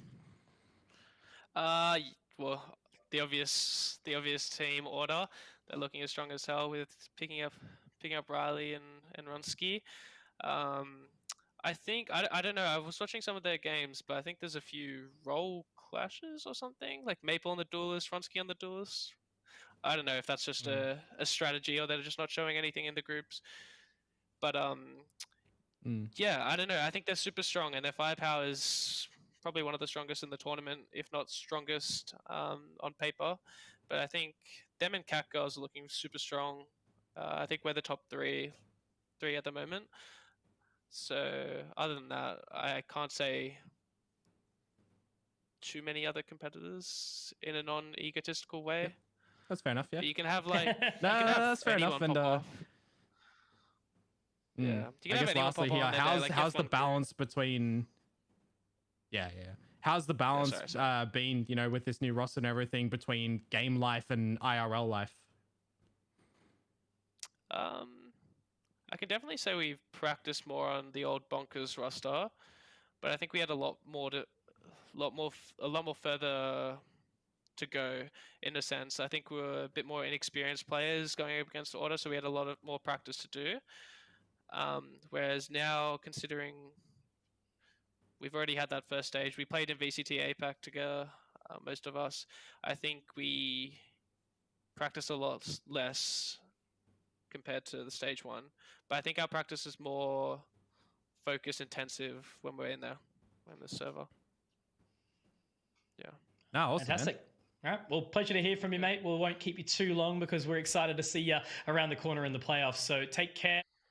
Yeah, we'll see you back. So we've heard from Tix, you know, the man obviously who was one of those newer players on the come up and you know, had a really good run over at the VCT APAC playoffs too. So yeah, now look, we'll know and understand what's actually going to be happening in the games coming up next week. Obviously, it's going to be starting Thursday. Very, very excited to open that one up because yeah, another spot, Dion, to the APAC VCT run where there's going to be spots for Masters there. And obviously we've just seen obviously Zeta and Paper X, what they've done internationally, right? There is opportunity in this world of Valorant for Oceania teams to do some damage. I'm so keen to send our teams overseas again, man. Like it's all we want, you know, see our guys on the stage, get them dubs. It's going to be real good. Yeah, absolutely. Well, look, again, we won't keep you too much longer on Mother's Day, guys. Go kiss your mums for us and take them all through and for a nice dinner, right? On us, of course, and have a fantastic rest of your weekend. We'll see you back with the playoffs. Take care. Going to be too effective from Nice Axe. Goes up. Precious can't land the shot. Now again. Quick double from Precious. Just came over the top. Has a nice line. There's the ping. See you later, sicko. And another as well. Cloxy. Texter, another frag to be found. Cream, he's in such an awkward spot, but he's going to line up the collateral. That's a tang coming through from, I think, the camera. Oh, what is this?